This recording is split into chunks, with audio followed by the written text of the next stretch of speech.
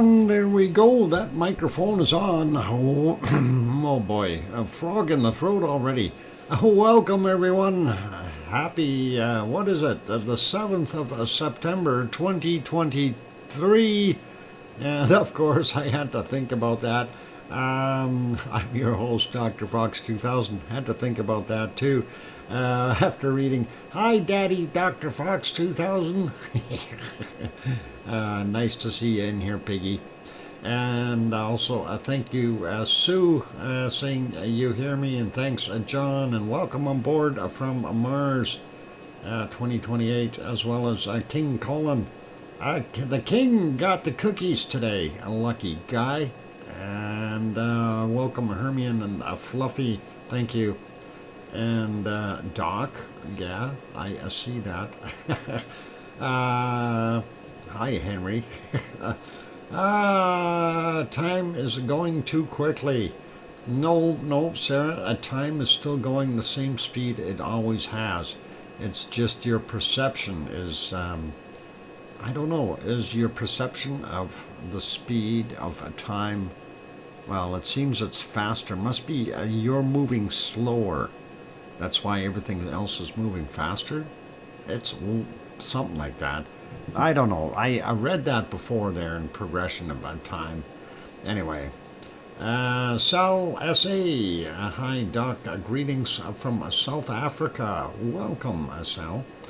Anyway, let's get going at the show here. So, of course, on the screen we've got Rebbe, the event, Rebbe from July 27th, since it's not erupting anymore, unfortunately. But I want to say welcome to our moderators first off, and we have Arizona Snowman, and Piggy, and Sue, and CND Boy, as well as Yvonne Kunkel, and Siggy, and Gary 24/7 Live, AZ Skies, Lucas Snow, Joseph Fields, Texas, Mona Lisa Smiles, and some others. So all cool. Welcome to our wonderful moderators, and good to see you guys. And I think we don't have that many people in here. It looks like about 22 right now. And we'll go and say hi to everyone here. I guess we don't need to really say hi to King Colin. He already got his cookies. But we'll say hi to Wonky Donkey. Trev, welcome. But the king got his cookies after almost, I think, a year's wait since he's tried it. John Raper also in the house. Sal S.A. from South Africa, welcome. And let's see, Sarah Miles also here. Hermione and Fluffy, welcome. Kevin Haynes on board. Dan is in the house, welcome Dan. Scrolling up a little bit more, we got Henry, we got Kevin, we got, all right, Sarah, we got. I'm scrolling up to see if I can find any other names that I haven't said yet, because I know there's not a heck of a lot of you in here today. We got John, we got Hermione, we got Fluffy.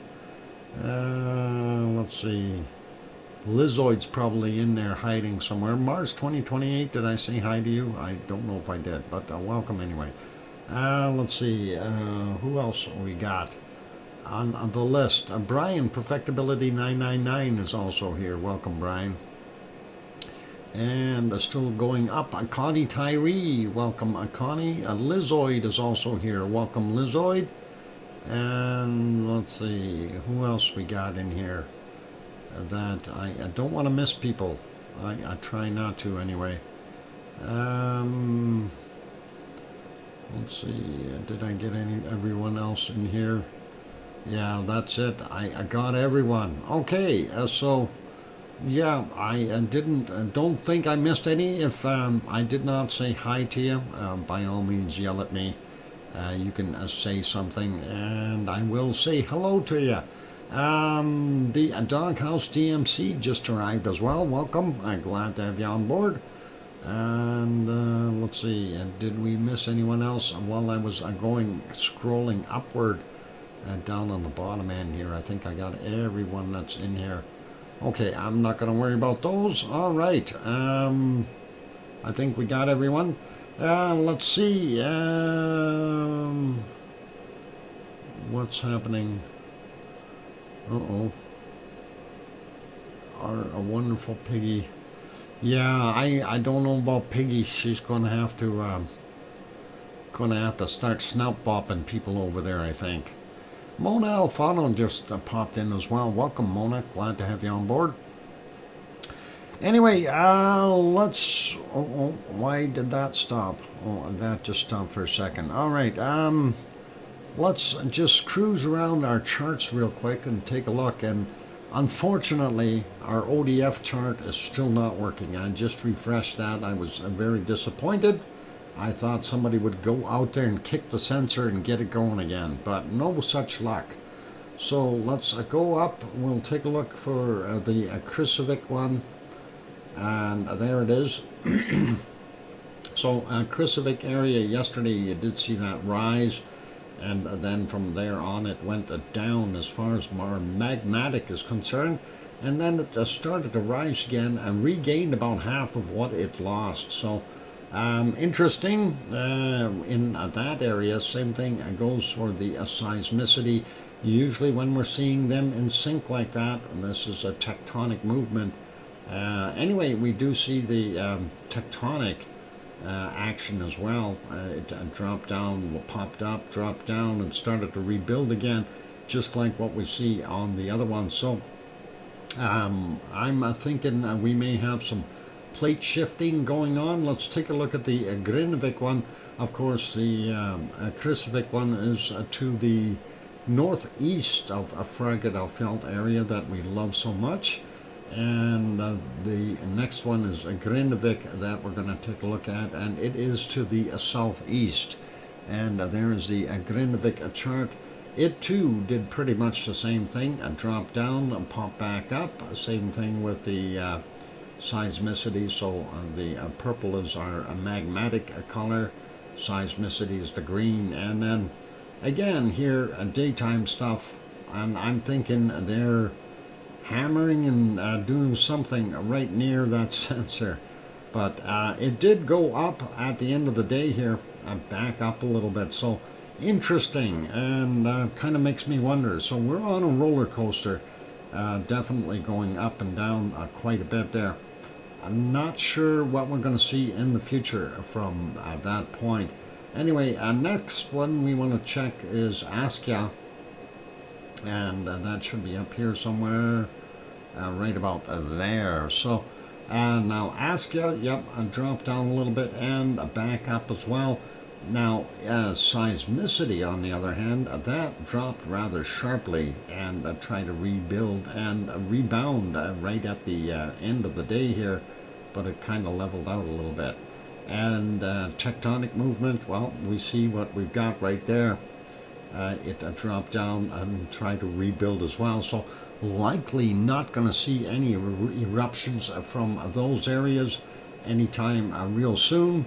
We'll leave that be for now, and we'll move on over to not that place, but that's a good point. Now I can go find it. How about this? And here we go. So earthquakes for today. Out in Iceland, we've got 75 listed for the last 24 hours, so definitely a little bit of an increase from what we had previously. Looking way out on the Rakens Ridge, don't see anything there, and going to double check up north here, don't see anything way up on the northern end either. So let's cruise through some of these real quick and see what we got here, starting on the north end, 0.6, 14.7 kilometers down from 1502, 0.44, that's 7.6 kilometers down from 1323. And then we have this guy, 1.2, 6.3 kilometers down from 1528, and 0.76, 3.4 kilometers down, 602. Next one is a 0.9, 5.4 kilometers down, 1504. And then we've got a 0.8, 11.9 kilometers down from 1956. Let's see, and where's the other grouping? Over here, very small, 0.49, 10 kilometers down from 927. Then a 1.4, 12.4 kilometers down from 1600. Interesting, kind of a deep All right, we'll hit these ones first. This is Herdebreit, and we got two quakes here, very small. 0.8, 5 kilometers down, 1910.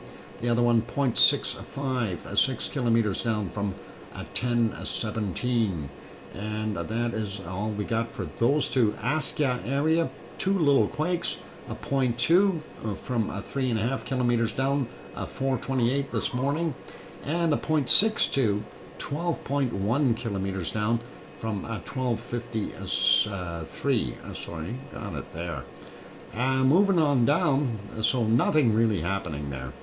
Bardabunga, nothing. Grimsvatn has a 1.1 kilometer down from 1917. And moving over a bit, out in the middle of nowhere at Hofsjökull. And that one is from 2240, 1.3, 1.1 kilometers down. Now let's go down here and see what's going on. 2 for me, 2 for you. Is that what's going on here between Eyjafjallajökull and Katla? 1.4, 400 meters down from 2234. Is that ice or is that just a quake moving things? This one is a 0.4, 5.2 kilometers down from 1437. And over on the Eyjafjallajökull side, we've got this one, 931, 1.09 in magnitude, 10.4 kilometers down. The other one is 0, and it's 1.9 clicks down from 1728. Moving up, here's a Hekla, and we have a 0.22 fairly close to it, 4.5 kilometers down from 946. And we got that 1.3 out there, yep. Let's grab these guys here, and then we'll take a break. So we'll see what we got. Anyway, latest one is from 2325, 1.7, 6.3 kilometers down. 1.6 from 4.3 clicks down, 2325 as well. And then we got a 0.84, 3.3 clicks down, 538 this morning. A 0.58, 1.7 kilometers down from 322, and from yesterday at 2344, a 0.9, 5.1 kilometer down, and this is a 0.6, 6.4 clicks down at 5:55 this morning. And I think what we'll do is we'll save the Reykjanes Peninsula for after the break, and that'll be pretty cool. So yeah, that's half your stuff already. We'll see what happens. So I'm going to go take a quick break, and we'll get back at the rest of the quakes after the break. So let's see if we can put on some canned lava. We'll get that back on for you while I have my break, and we'll throw on some groovy music. How about that? All right. Keep smiling, everyone. If you haven't hit the like button yet, give it a quick bop. Also, if you're sitting on the outside peeking in, please don't forget to hit that subscribe button if you feel we've earned it. On that friendly note, I'm your host, DrFox2000, here in Edmonton, Alberta, Canada. I will be back in 5, 6, or 7 minutes. Here's some music. Play nice in the lava.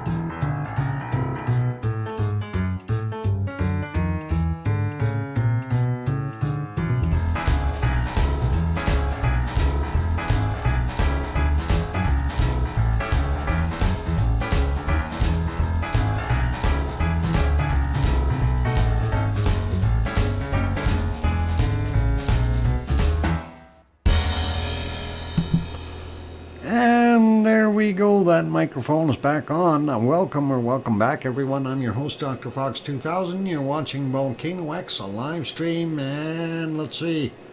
John Raper says, welcome back. Doc Piggy says, welcome back. Dad, XXX, you need to take to go shopping soon. I know in the fridge like what? A shoe shine. Well, I know I need to go shopping on the weekend, Piggy. We'll go shopping on the weekend. Last weekend I went to the German deli, so I ate very well during the course of the week here. Stomach has been doing fantastic. Anyway, thank you for the welcome back from us. Let's see, who all we got there. Why is my stuff not scrolling when I... why is it saying remove? Come on, I'm trying to scroll up here and things are not happening here for me. Wow. I don't know. Is anybody else having problems with our wonderful YouTube? Like that's the first. Old Mummy of Hamsters says, welcome back, Uncle Doc. Thanks, Mars 2028 and Sue. And I hear you, Dr. Fox 2000 from Sharon Stewart. Kevin Haynes, thanks, and Henry, as well as Hermione and Fluffy and King Colin. And I think I got everybody now. Okay, Mona Alfano as well. Thank you.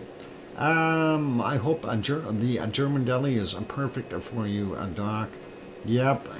You know, honestly, Sharon, I'll tell you, when I get myself stuff like the potato salad that comes pre-made, it's a little old lady that makes it. She does an excellent job, and it's always tasty. It's fresh.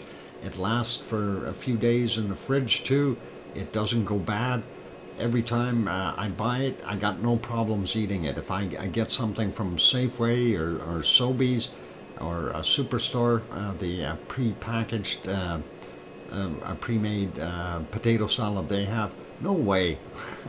Stomach ache and in the bathroom, okay? So it's that German food, and I don't know. It is what it is. Yummy potato salad from a little old lady is a win. Yep, and it truly is. You know, she does a heck of a job. She's got her own little business. Pretty awesome. And welcome Clark as well. Good to have you on board here from Santa Rosa, California. Awesome. Anyway, let's get back over to our wonderful earthquakes that we were looking at in Iceland, and we want to finish off on the Reykjanes Peninsula. We already had a look at the rest of everything, and we see it went from 75 to 77, so we got a couple new ones there. A 0.6 looks like is the latest one here. No, maybe not the 0.6, something else. Where is it? There. Oh no, that 1.7. That's the second last one that we see on there. So we've seen that already. Never mind. We'll leave that be. Let's take a look at what we got here. So we'll start out here in the water first. 1.36, 6.6 kilometers down from 236 this morning, and this one is from 11:04 a.m. at 1.27 in magnitude, 9 kilometers down. That is almost at LD. There's LD Island, and that is where the quake was. Next one is a 0.88, 5.5 kilometers down from 452. And then we've got a 0.27, 4.5 kilometers down at 9:55 a.m. Right down near the power plant. There's the power plant, and there's the lighthouse out here. And there's one of the, that's that steam vent right there. So this is the steam generating power plant, or steam, uses steam, natural steam, clean energy. Anyway, they did have a quake there, so 4.5 clicks down for that guy. Let's leave that be. Getting a little bit closer to the town of Grindavik, we got a 0.43, 6.5 kilometers down, 8 a.m. is when that happened. Nothing right in Grindavik, and then of course nothing right at the Blue Lagoon or the power plant there either. But on the other side of the highway to the east, we have a 0.49, 5.1 kilometers down from a 352 this morning, a 0.77 from 5.6 kilometers down, 5:25 a.m. Hey, King Colin renewed, and that's awesome. 19 months, mid-40s, lava addiction. Love big, lava, love Doc. Awesome, King Colin. Thank you for your support. Thanks for being here. Thanks for hanging around. Next one is a 0.45, 5.2 kilometers down from a 1223, not 53. Then we got a 0.08, and that one is 8 a.m. and 4.6 kilometers down. Now, let's talk about what's going on here. First off, let's outline this area. You see this funny outline? Okay, and that extends into the water here. Obviously, we don't see it though, but that is Fraggerfjeld. It's its own little system. And I am very pleased today, as you might be as well. I'm very pleased with what we're seeing. Anyway, this is the location of Ragnar right there. And then this is the Siggy Fisher. And of course up here is where our Rebbe is located and what we've been seeing on the screen. Interesting stuff, what's going on here. And we've got a swarm. 0.02, 7 kilometers down, 10:06. Next one, 0.27, 7.2 clicks down, 7:49. 0.39, 7.6 kilometers down, 52 minutes after midnight. 5 kilometers down for 0.25, 4:27 a.m. Let's grab this 1.15, 5.6 clicks down from 6:53 this morning. 0.23, 5.4 kilometers down, 12:27. Next is a 0.5, 6.9 kilometers down from 2:35 this morning. Let's zoom in a little bit more, split them up. And it's interesting to see. This, of course, this is Meridalia in here, and it's pretty cool to see that. I'm thinking we might get another eruption, eh? We'll see what happens. 0.8, 5.4 kilometers down, 10:29. 0.34, 6.7 kilometers down, 7:02. We got the 0.5 instead. 7.5 kilometers down, 1:27. Let's get the 0.2, 6.9 clicks down, 13:10. Then we've got a 0.07, 4.1 clicks down, and that is from 3:30. 5.5 from 1:35 a.m., 6.6 kilometers down. 0.45, yeah, from 2:30, 6.9 clicks down. 0.54, 7.4 kilometers down from 2:41. Next one is a 0.3, 6.8 clicks down, 7:06 this morning. Let's grab this one out here. 0.15, 5.3 clicks down, 6:07. 0.24, 7.8 kilometers down, 5:09. 0.3, 6.8 kilometers down, 7:06. 0.25, 6.5 kilometers down, 10:31. 0.48, 7 kilometers down, 9:08. Next one is a 0.28, 7.2 kilometers down, 2:20 this morning. 0.13, 7.3 kilometers down, 4:27. And then we got a 0.39, 6.7 clicks down, 6:37 this morning. A 0.45, 6.8 kilometers down, 2:45. A 0.32, 6.5 kilometers down, 7:28. A 0.9, 5.6 clicks down, 8:59 for him.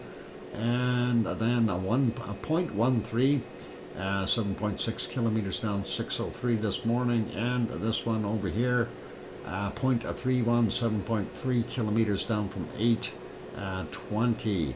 Now, we got this one here as well, 7.7 kilometers down for a 0.28 at 2:21 a.m.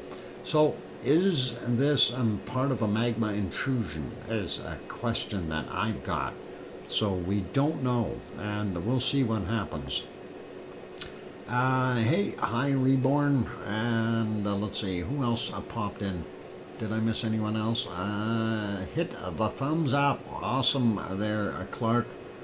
I think I got everyone else that's in here so far. Okay, boy, everything is really slow on my computer for some reason. Anyway, north of, there's our Rebbe. North of Rebbe and towards Kalir, we do have a couple here. Small, 0.17, 7.2 clicks down from 1407, and a 0.24, 6.8 kilometers down from 1402. Right on Kalir, we have two quakes, a 0.44, 3.8 kilometers down from 920, and a 0.5, 5.1 kilometers down from 1952. And that gives you a pretty good idea of what's going on there. I like seeing quakes there. That is nice. Wonky donkeys, I'm going to have to get that drill going over there. Anyway, let's look at these other ones here. 0.07, 5.3 clicks down for 41 for today. And then we got a 0.53, 5.2 clicks down at 24 minutes after midnight for that guy. Piggy gifted one membership. Thank you, Piggy. And that is awesome. Piggy gifted one there, got it written down, and congratulations to Hans Wilberry for receiving that. Awesome stuff.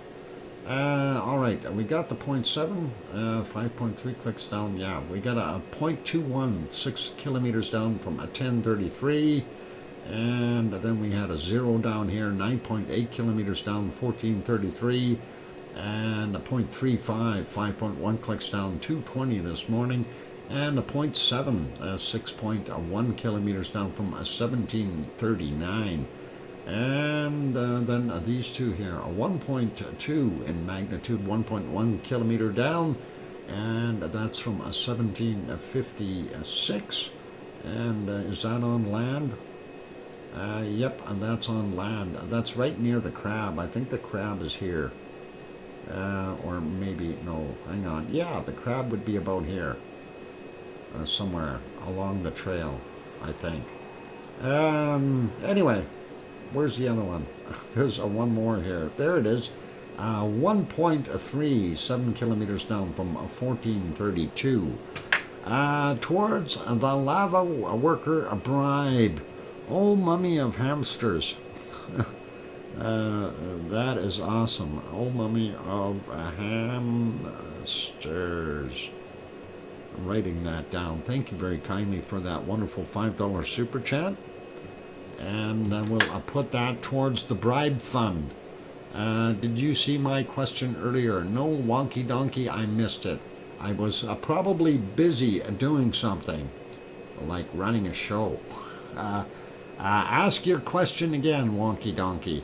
Hey, Doc, got a question for you. A piggy calls you daddy, and so do I, as a fox.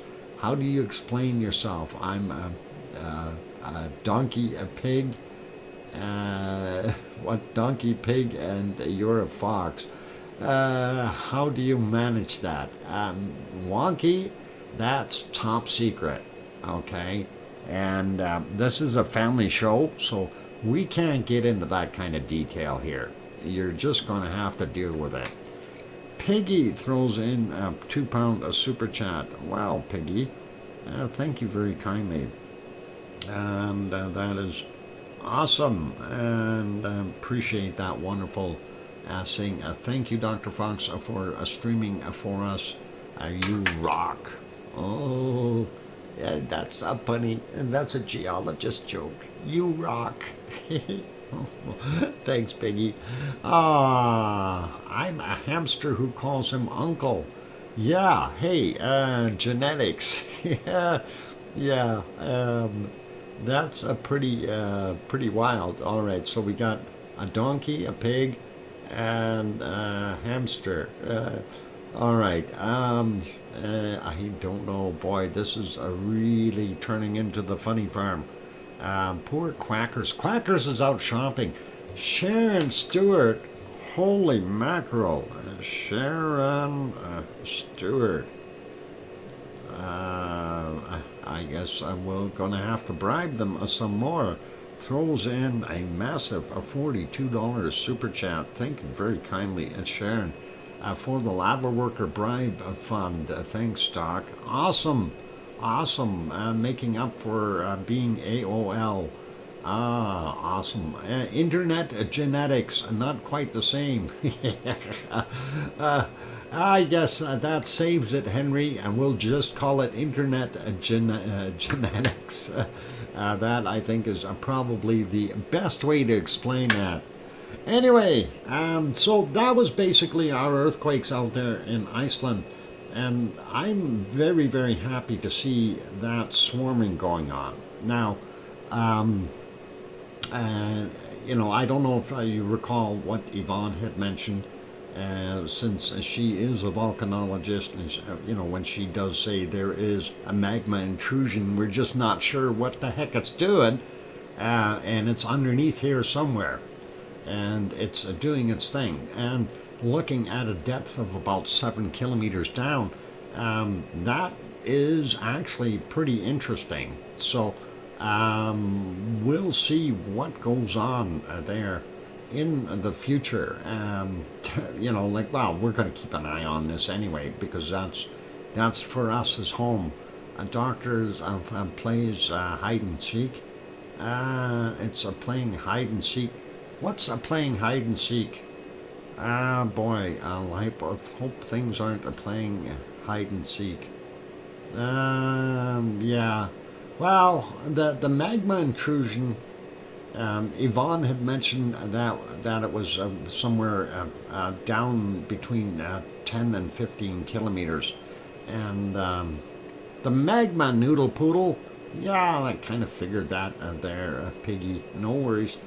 But if it is underlying in here, it may be underlying in the whole peninsula. We don't know exactly where, and that is something interesting. So if we do have it building up once again under Frankenfeld, I would be very ecstatic and very happy if we have another eruption there. And the sooner the better. I think Rebbe didn't live long enough. We need a new one. So let's see what happens with that. Anyway, let's pop over and take a look at a couple of the other volcanoes around the world real quick. And we'll start out with, well, I have this one on the screen. I might as well try to show that one first. And there we go. So we popped off over to our wonderful, this is a Fuego in Guatemala. And a kind of a nice view there right now. Well, it was. Go away, cloud. Anyway, you can see it is off-gassing, and there is something rolling down the hill on the other side, and created a kind of a phoenix, a cloud, if you will, on the way down. So something is erupting at Fuego. And I don't know if this just came out recently. Let's see if we can find that magic spot. That would be right around there. Let's see if it'll go back. A few seconds back. Let's roll this back. It had some cloud move through. But this looks kind of neat. I like that background with the sun and everything. But I don't like those clouds in there. That was not good. Okay, so if we go ahead, so into the cloud, there was no eruption, and as we come out of the cloud, there you can start to see a little bit, then we get more cloud. Oh, come on, go away, cloud. I want to see the eruption. Oh, darn clouds anyway. I hate when that happens.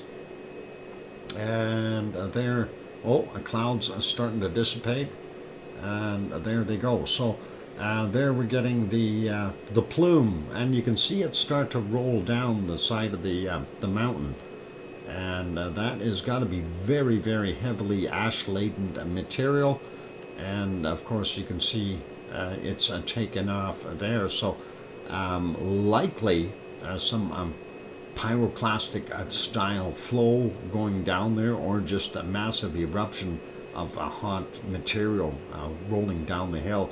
Unfortunately, we don't have a view from the other side, but that is what we're seeing there. If we go back during the daytime, I did spot this one when I snuck in there and tried to peek at it, and that was kind of neat to see that sticking out of the clouds. And of course, if we go back to earlier times today, it was kind of a sort of doing stuff. There we go, 11:55, just before noon. Not bad looking, and then it kept on doing its thing as far as this is 10:12. I'm just trying to hit some of the ones where we had a little bit more material. And again, this is from 8:45 a.m. Very, very ash-laden plume coming out of there. So obviously we've got something happening down there in the pipes. And the volcano is definitely working on throwing out extra material. Break time, yep, just about. And I will take that break shortly. I just want to back this up a little bit more, see if we can spot a couple more here. This is 7:50 a.m. and if we go back a little bit more, will we get back into the darkness? I have no idea. Let's see what happens. If I click it, I did click it, it doesn't want to go. All right, and now it did. 6:04 a.m. Didn't look that exciting. Let's put that one back to live. And we'll just pop over to the other ones real quick. So that is Fuego in Guatemala. Let's go to Popocatépetl. This, of course, is in central Mexico. I'm going to redo that. Likely going to get commercials here. Somebody running over phones. USB stick. Oh, it's a USB and a USB. That's our view right now of Popocatépetl. Isn't that pretty? I like that. Volcano gray. It's a wonderful color and happens quite a bit. Let's back this up a whole bunch. There's a very frosty looking, this is just about 10 a.m., very frosty looking Popocatépetl, and that is kind of what we've seen this morning. Leftovers of that lenticular cloud that we had there earlier this morning. Quite a bit of off-gassing, as you can see, doing its thing. And let's see, there, a little darker material. Still very nice to see the snow, but you can also see kind of a dirt or ash sitting on top of that snow. That's a good indicator that we've been ejecting a bunch of material as well. Anyway, it is a break time. So what we'll do is we will come back after the break, after bacon seeds, to this location, and we'll take a look at the rest of Central and South America as far as the volcanoes are concerned that we look at there normally. And on that friendly note, let's get you back over to the canned lava. We'll let that run. And for those good people who are here, if you have not yet hit the like button, give it a quick bop. Also, if you haven't yet subscribed, consider subscribing if you feel we've earned it. On that friendly note, I am going to go for a break, rest my voice, and I will be back in about 5, 6, or 7 minutes. I'm your host, DrFox2000, here in Edmonton, Alberta, Canada. And when we come back, we'll have bacon seeds. Keep smiling, play nice in the lava. I'll be back.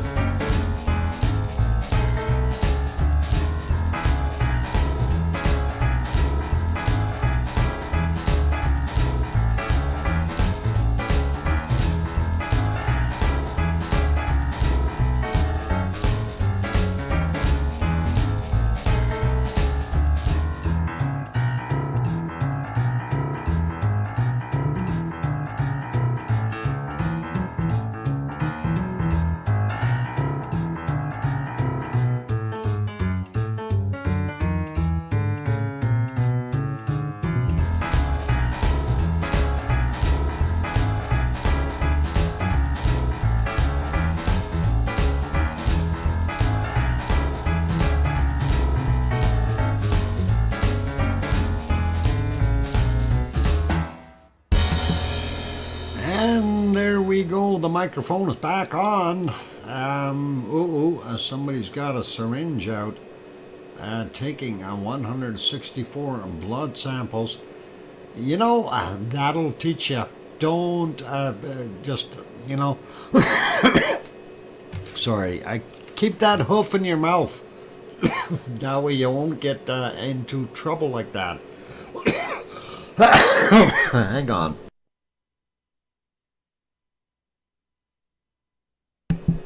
Yeah, talking and swallowing at the same time does not work all the time. Anyway, keep that hoof in your mouth. That way you won't have that kind of problem there, wonky donkey. Anyway, thank you for the welcome backs from Henry and Sue and Kevin Haynes and Mars 2028. And that is awesome. I gotta be careful there, wonky donkey. I know it's unusual to see a donkey driving a vehicle.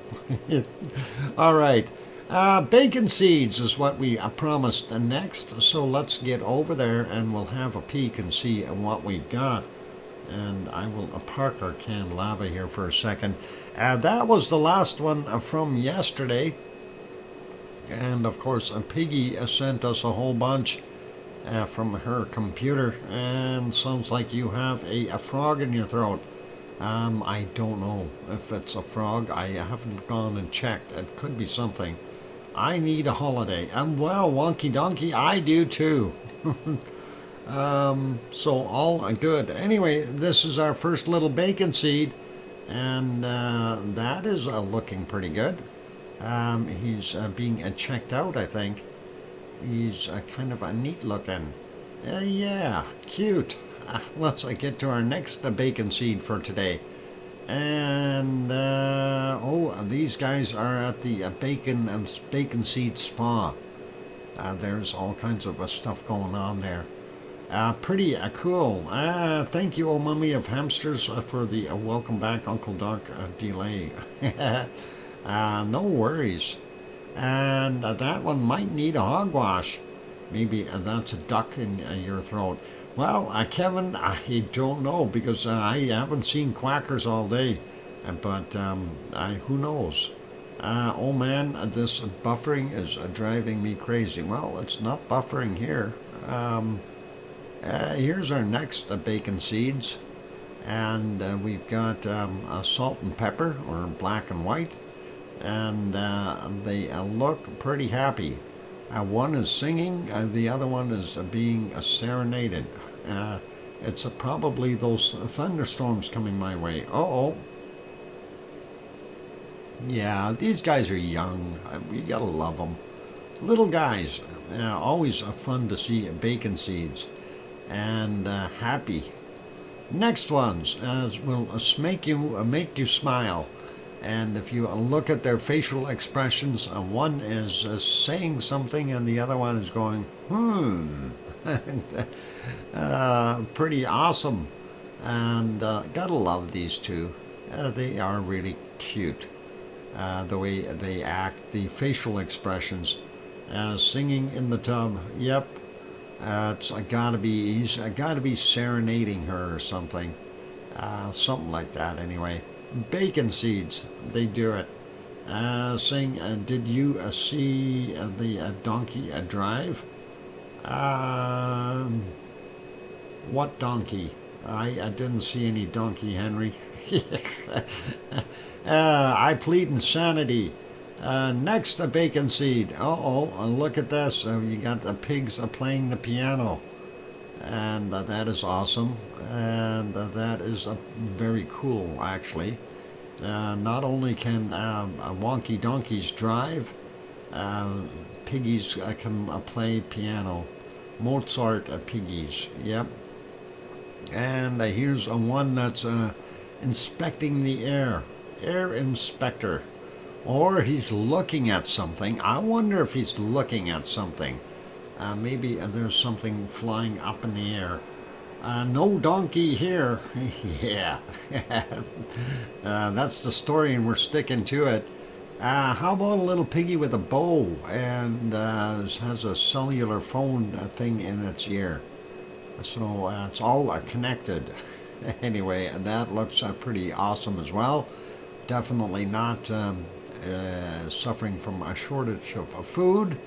Night Trotter Symphony. Gotta like it. And that's what that one was looking at. Was watching the guys float up on the balloon, chasing a butterfly. That is pretty cool. And yep, a pig's fly. Let's get to our next one. And and definitely some hogwash requirements need to happen here. Here's a mama out with her little ones, some of them, and it's funny how some of them are a whole bunch bigger than the other ones. And yep, I definitely need a hogwash for these guys, mama included. They are looking little piggy kind of pigs. They need to clean up a bit. All right, we got one more bacon seed to go, so let's take a look and see what the last one is for today. And that is this little cutie. And of course, you know, we have to end it with a really cute one. And that is awesome. That's our bacon seeds for today. Thank you, Piggy, for sending most of those in. And the last two, of course, were added by me, but that's okay. And that is all cool. Thank you very kindly, Piggy, and we do appreciate it. They're playing your intro tune. Is that what they're doing, Piggy? We'll have to see if we can get them to actually send us a video of the whole thing. Hogwash for the snout boppers, maybe. Anyway, that is pretty awesome. Thank you very kindly, Piggy, and really cool. All right, so let's get back over to where we were. We were taking a look at Mexico, and that was what we were seeing there from Popocatépetl this morning. Popocatépetl, of course, about 70 kilometers southeast of our wonderful Mexico City, city with about 22 million people there, if not a little bit more, but a huge place. Anyway, that's what it was doing this morning. Of course, right now it is volcano gray, so we won't worry about that. We're going to make that one smaller. We'll go on to our next one. And then we will have a look here. This one is from today. This is from, what is it? 5:47 a.m. That is Masaya in Nicaragua, Central America. You can see the arc of that lava. Definitely active lava down in the pit. Let's see what it looks like right now. We'll refresh it. And it is a glowing caldera. Don't fall in there. That'll end up very, very badly. That's what we're seeing there right now, so not much we can do with it, but lovely to know that it's got lava that's active. Next one, of course, is this is Recon de la Vieja, and that is in Costa Rica. And hard to tell or make out what's going on in this picture or that one. They just updated. And it is fresh, but I don't know if that's coming out of the caldera, if that is the volcano off-gassing or not. It's 18:20, so 6:20 p.m. there. And Central America, of course, it's going to get dark pretty quick. Anyway, that's what we've got going on there. And okay, taking my pain meds to sleep. Night all. All right, Piggy, you get some sleep. And I think I caught caught back up. Cool, Piggy, no worries, you're all good. Take care of yourself and get some rest, okay, please. That would be great. And here we go to a little further south, down to Chile, and we're going to have a look at Alaska. This, of course, from this morning, You can see it off-gassing.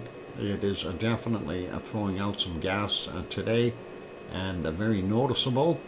So that is kind of nice to be able to see that. And of course you see how that sunlight hits it first thing in the morning, looking pretty awesome. Anyway, we'll leave that one be.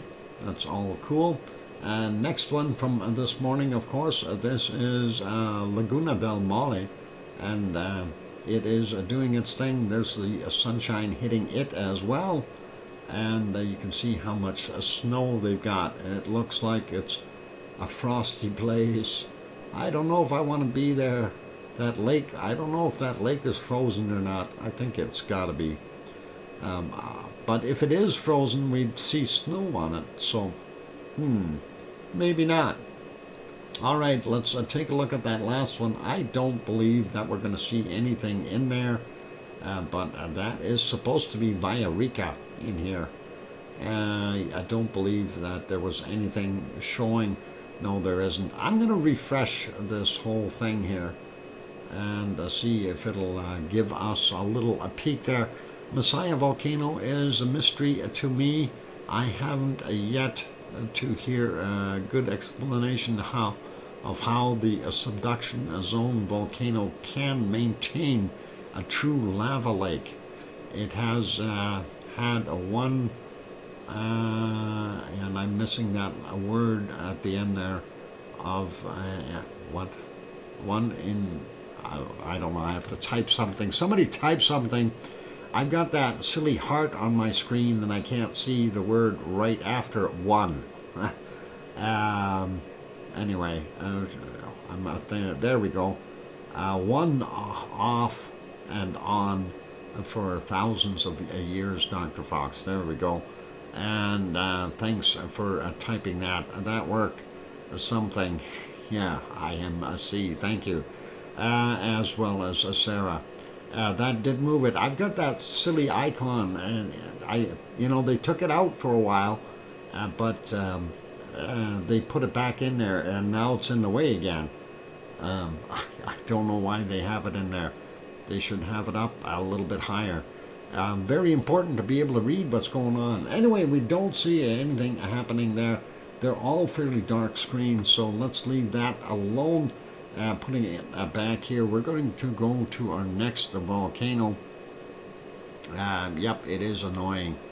Grandma B throws in a $2 super chat. Thank you very kindly, Grandma B. I gotta write that down in a second. First, I need to make that slightly larger. There we go. Grandma B. Pencret. Grandma B. There we go. Got it written down. And thank you very kindly, Grandma B. That's awesome support. Okay, so there we go. We got Merapi on the screen. And of course, first thing I'm looking at is what the heck happened here? They must have had a pretty good eruption. And then we're seeing some real interesting echoes here.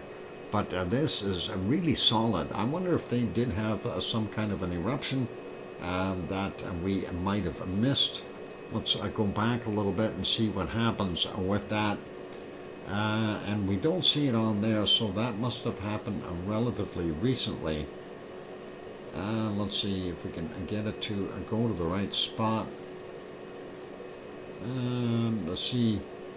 I don't see it. Not yet, anyway. And go ahead a little bit more. Yeah, I don't know. It's hard to tell with all that cloud in the way.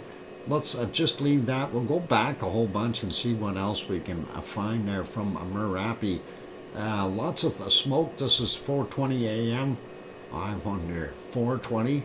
Have we got a bunch of lava workers up there? Never mind. A bad humor. Let's go back a little bit more. We do see some lava from 354, and that is pretty awesome.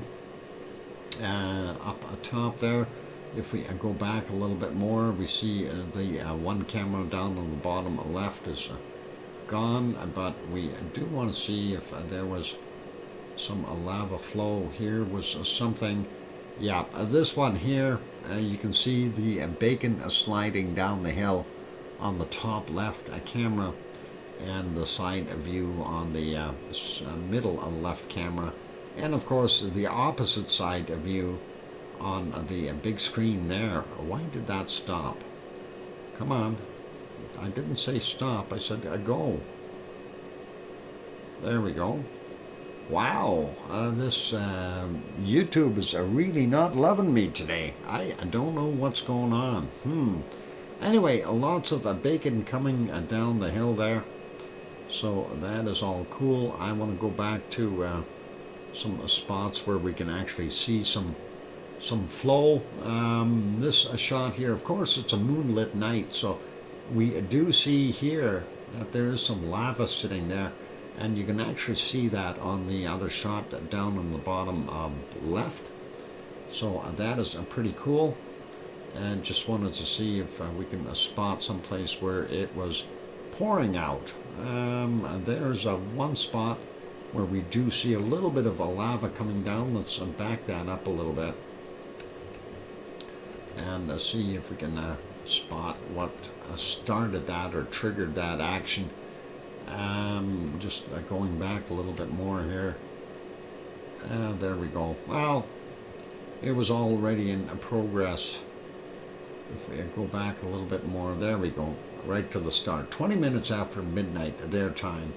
And again, you know what I mentioned here before, it usually takes that other path down here, but it seems to like this new one and has changed things up top here where all the big boulders are and stuff, and some of them are huge. If you've ever watched some of the videos of the guys flying around up there with a drone, you'll realize how large some of those huge boulders up there are, and you wonder, how did that become a rock like that? 2 minutes, thanks Kevin, actually less than 2 minutes, but anyway, looking pretty awesome to see that. So we do have some bacon from our wonderful Merapi. Here's another shot from earlier, from 2314, a little bit more bacon flowing there. And I don't know what else we had. There was a little bit more, a couple other spots I spotted here. Yeah, this other one is a little bit more exciting. You see a little bit more bacon sliding down the old path, if you will, and you can see the same thing down on the bottom left-hand corner, as well as that central one. You can see it a little bit better there because it's a little bit more towards that camera. Anyway, bacon it is, going down the hill.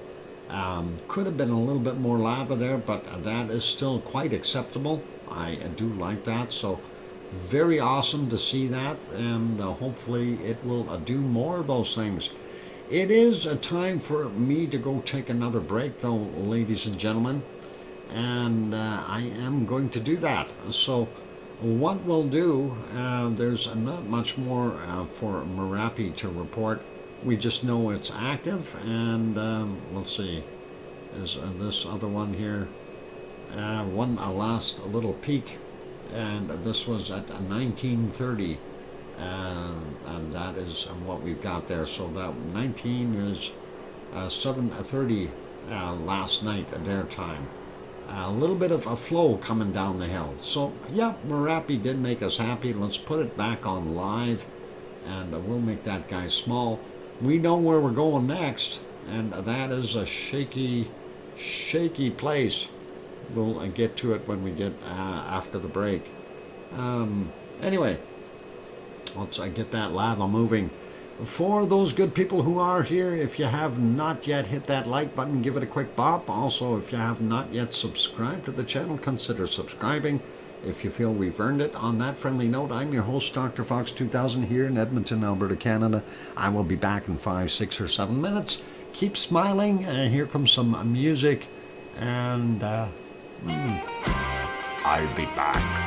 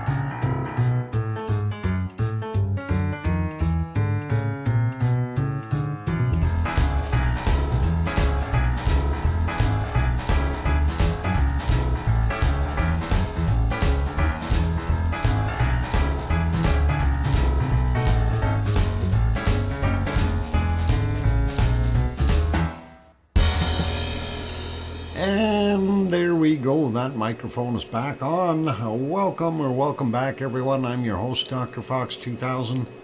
And wow, you know, I was trying to do a little bit of cruising around here, looking at things, and everything is just really slow and trying to load. I have no idea what's going on.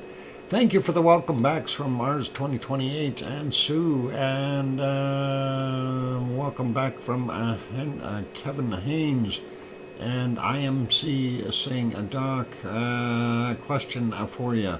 Will climate change create more volcanic activity around the South Pole? The idea being that it is likely lifting a heavy lid when the ice melts away. Is that credible or not? We'll answer that in a second. And I hear you, DrFox2000 from Sharon Stewart. Global warming, as far as creating more volcanoes, well, in a way, I understand what you're asking. I also understand what may happen. And, technically there could be more volcanoes, but we also have to understand what could happen is a reverse of the cycle. If we have a volcano, somewhere that pops elsewhere, not necessarily there, or even underneath the ice caps, and blows right through, and it could just create such a mess on this planet that it could put us back into an ice age. And yes, Mars 2028, absolutely correct. The same thing applies to Iceland and Alaska, as well as the Kamchatka Peninsula and Russia up in the northern areas there. So those are all things to consider when we look at something like that. But I don't think that's something that you need to worry about for the interim. I think that would be pretty far down the road yet, as far as, if we end up getting into a global greenhouse effect and really warm up enough to melt the South Pole. I think if that happened, I think it's going to need so much time. It's not our generation. It's going to be a bunch of generations in the future that will have to end up dealing with that. So it's on a long-term basis. Yeah, it is plausible, very plausible. Same thing with Iceland, same thing with Alaska, same thing with up in Russia, same thing really anywhere on the Ring of Fire, if you want to look at it that way. The changes, any change always results in a reaction. So, it's like if you drop that brick on your foot, yeah, there's going to be a reaction, right? So for everything that happens, it could. The Cascade Range might be one of the first places that has to deal with that problem. Yeah, actually, that could be as well, Mars. Like I say, the Ring of Fire is susceptible to all kinds of issues. And I think for right now, if we focus on what's existing rather than trying to look into the future with that crystal ball of what if possibilities, before we get to that what if, a lot of other scenarios could have happened.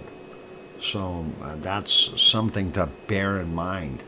Anyway, let's park our canned lava here, and we'll pause that. Go back over to, where the heck was I? We were looking at a shaky thing there. There it is. Shaky snow. Alpine Meadow, Path 1. I don't see any skiers. I don't think they're having an earthquake either. Just so you know, the camera is quite a distance away from the mountain and being zoomed in. any little wobble or movement on the actual camera itself from a wind or vibration will cause that shake. You notice now that they pull back, the shake is just about completely gone.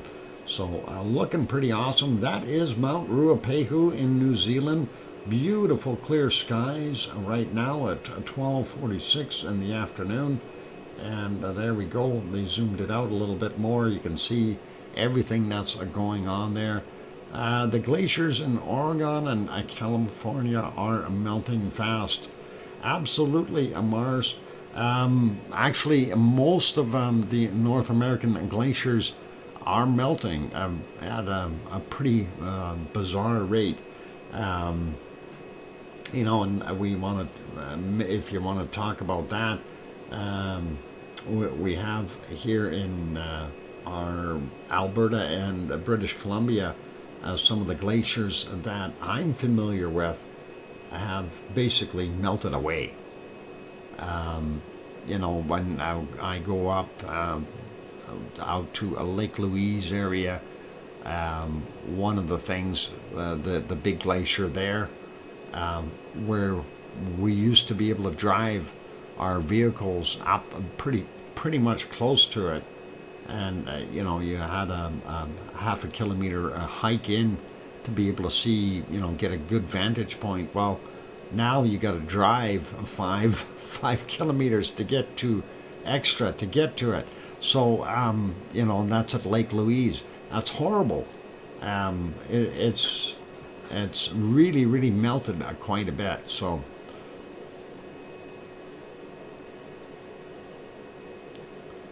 yeah, IMC, you're probably right. The California ones, Oregon ones, as well as, you know, anything up in some of the other mountains.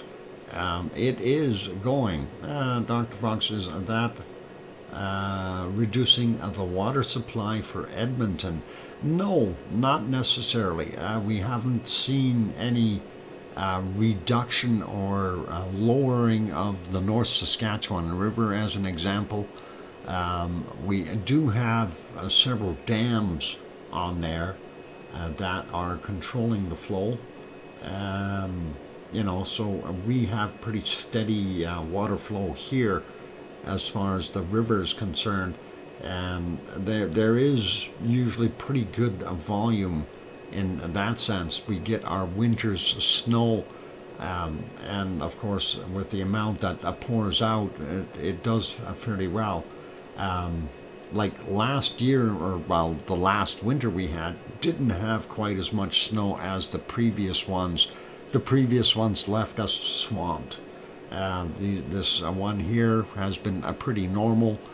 Farmers were pretty happy with everything that has been going on. So the level of the water in the lakes and the sloughs and everything has been pretty constant. We've had enough precipitation that you know, both winter and summertime, that nothing has gotten into a drought here. So that's all cool. Anyway, that is Mount Ruapehu. I'm going to make that one smaller. We'll leave that one on live and not worry about it. Let's take a look at the next one, and we should have a nice, beautiful day there. This is Taupo Lake, and Taupo, of course, the lake is the caldera for the volcano for Taupo. And in the background there you can see our wonderful snowy Ruapehu.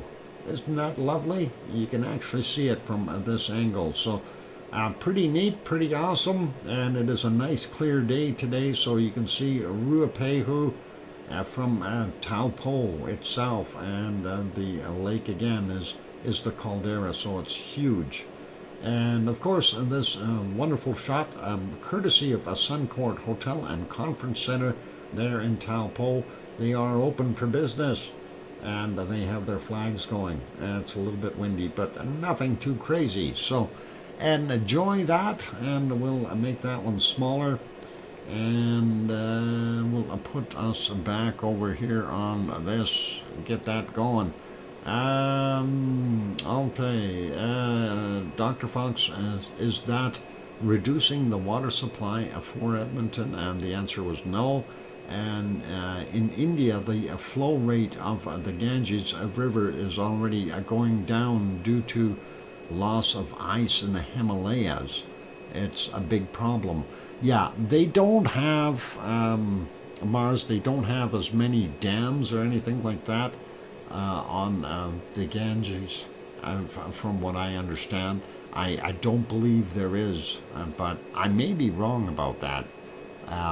But I thought there was nothing blocking it because it's some kind of a sacred river for them. Anyway, we've moved over. The next volcano on our list here is our wonderful Semeru in East Java in Indonesia as well. You can see up top there definitely some off-gassing happening as that plume is rising. I'm not sure about visibility during the day. I didn't check on this guy at all. This, of course, is earlier in the morning. Yep, and into those clouds. And, I don't know what it did there, but really jumped far back.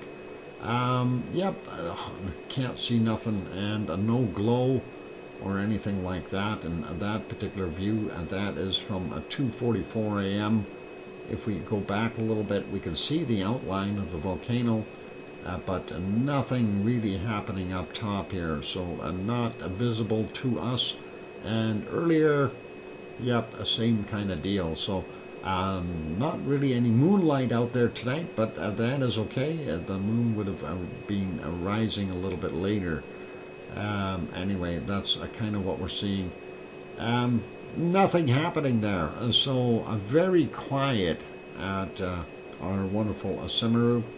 Let's see if our wonderful Lava TV Cabs has anything new loaded up on Mayon. We can take a quick look and see.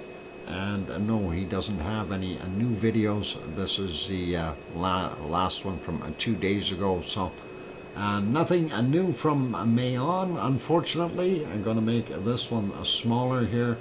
We'll head on over to our next wondrous place, and that is Japan. Let me see if I can get that on the map here, or get the things going. All right, there we go. I don't know, is that inbound? It almost looks like it might be inbound. Hard to tell. Ice cream boat, possibly inbound, don't know. Background here is a Sakurajima, and it is definitely got some billowing going on there. I don't know if it's all from the volcano for this, or as we can see, some puffy clouds in the background as well, and those are not from the volcano. Let's go to our next shot, and that one, of course, is a little closer up. Again, hard to tell what that cloud actually is coming from. If we go look at this view, though, we can see, oh, come on, why are you stopping? It looks like it's pluming up pretty good. This is awesome there, and that is at 8:18 this morning. Want to go back a little bit more. This thing, for some reason, is very slow for me right now. Wow, Kevin Haynes gifted one membership. Thank you, Kevin. And Kevin Haynes, appreciate that, and gifted a one. And congratulations to Cananaska's country for getting gifted a membership. That is a good one. So congratulations, KC. And awesome to see that. And hopefully he'll be happy with that. He'll be able to go oink oink again and stuff. And welcome Cananaska's country, by the way. So, all right, so looks not bad there. Let's go back a little bit more here into the darkness, and we do see a pretty heavy glow. Even with the glare of lights, we are able to see the glow of lava in the caldera. And I don't know if that decided to erupt or not, but earlier, I don't know if that's because it was heavier packing the cloud in there.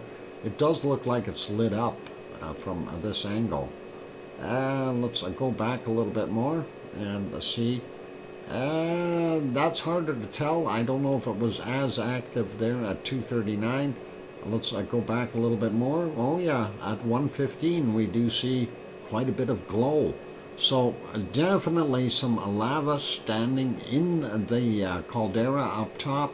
This is from 2348, and that is pretty cool.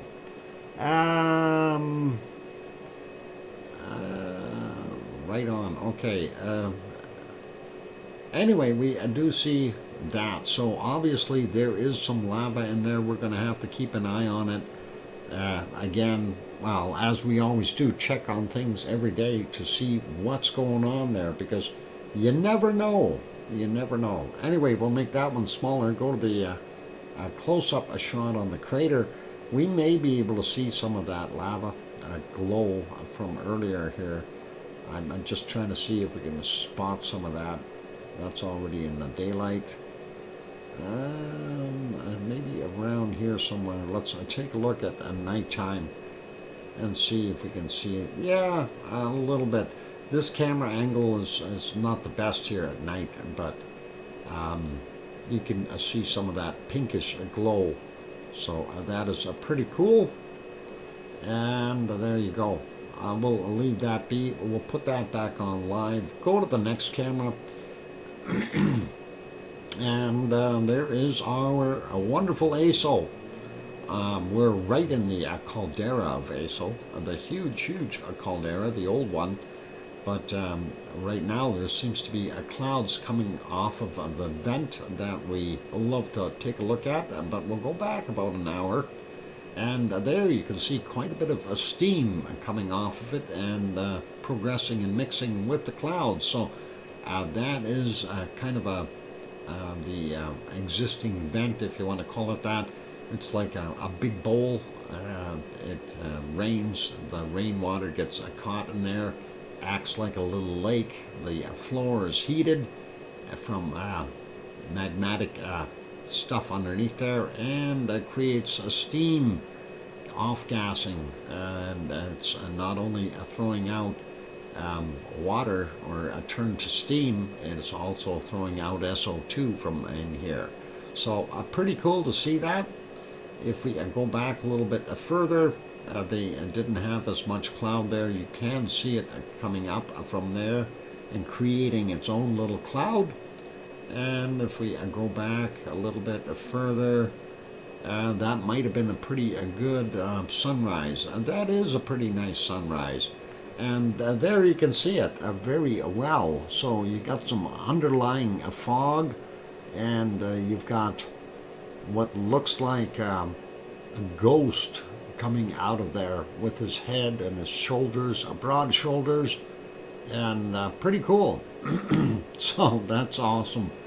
Anyway, that is from ASO from early this morning, so we know it is still active. Bulldog is back. Welcome, Bulldog. And let's go to our last one from Japan here. And that is one that's not showing live right now. Why? Let's get it live. Oh, well, that's a nice scene, isn't it? That's a volcano gray with the occasional spot.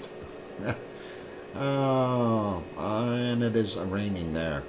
That's at 7:37 this morning. I don't know if we're going to be able to see anything from Asama. And, oh, maybe we can, sort of. Well, there's the volcano, kind of the outline.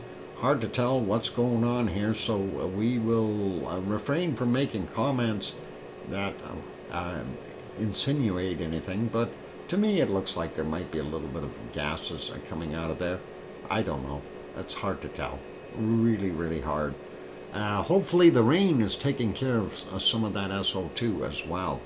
All right, let's leave that be, and we'll go back to, no, not that one, this one. The ice cream boat is in. Ladies and gentlemen, you can run down and get your ice cream. The ice cream boat, that was the inbound, and it is docked. So they're ready selling ice cream 10 a.m. there. So hurry down. You only got about 15 minutes to be able to get your ice cream. All right, going to go take a break, ladies and gentlemen. We'll put you back to our wonderful canned lava. And once I get that going, and here we go. Okay, that is churning away. For those good people who are here, if you have not yet hit that like button, give it a quick bop. Also, if you haven't yet subscribed to the channel, consider subscribing, and that'd be awesome. Help us grow. And on those friendly notes, I'm your host, DrFox2000, here in Edmonton, Alberta, Canada. I'm going to go take a break, be back in 5, 6, or 7 minutes. After that, we will go over our volcano report and see what we got going on, and then we may want to sidetrack with another little subject. Seamounts. Seamounts? Yeah, we might talk about seamounts. Right, Sue? All right, I'll be back. Keep smiling. Here comes some music. Hit the like button. I'll be back.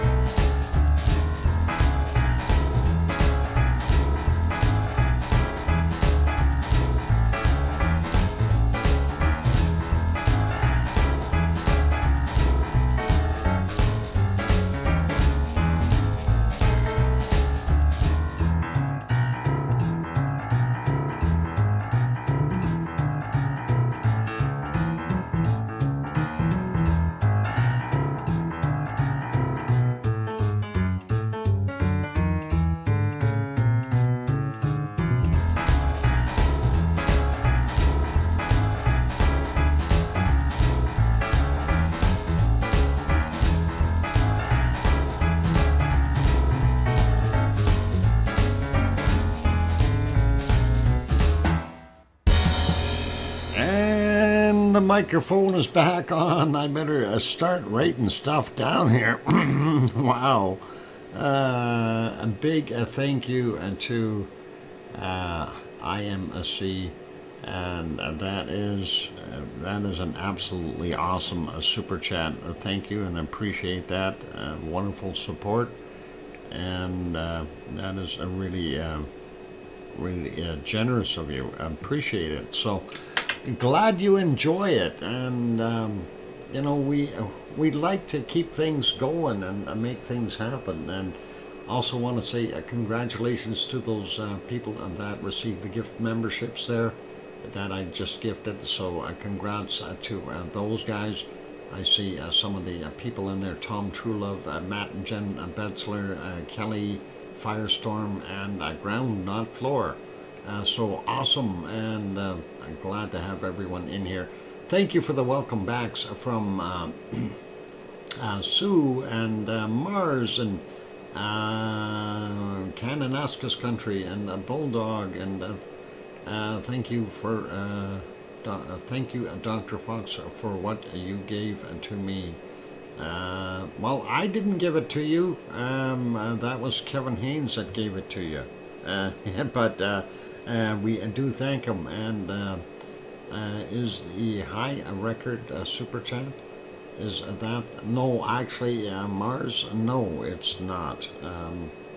I had one that was about twice as much. So, and that was actually over in the bunny stream, but it was in general. So, kind of the same thing. But thank you very kindly. That is absolutely awesome. And anyway, let's carry on with stuff. And now I'm so flustered I forgot where I'm at. Hey, volcano report. That's what we want to do next. Let's get at it here. So let's take a look at see what we've got. So volcano report, late Wednesday's volcanic activity, 3 volcanoes on the list, 7 Cayenne, Peru. Continuous emissions reported at 18:45. Next one on the list, Mayon, Luzon Island, Philippines. Eruption, volcanic ash cloud, unknown height, reported at 20:30. And then we also have Ulawan.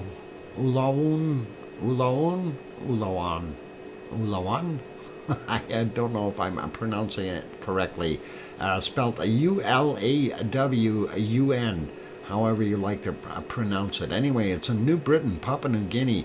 Volcanic ash to 9,000 feet, 2,700 meters, reported at 23:15. And the stuff for today, at Thursday's volcanic activity, 8 volcanoes on the list. Reventador in Ecuador, occasional emissions to 15,000 feet, 4,600 meters, reported at 45 minutes after midnight. And then volcanic ash emissions possible to 14,000 feet, 4,300 meters at 12 noon. Sheldon and the Aleutian Islands, Alaska, remnant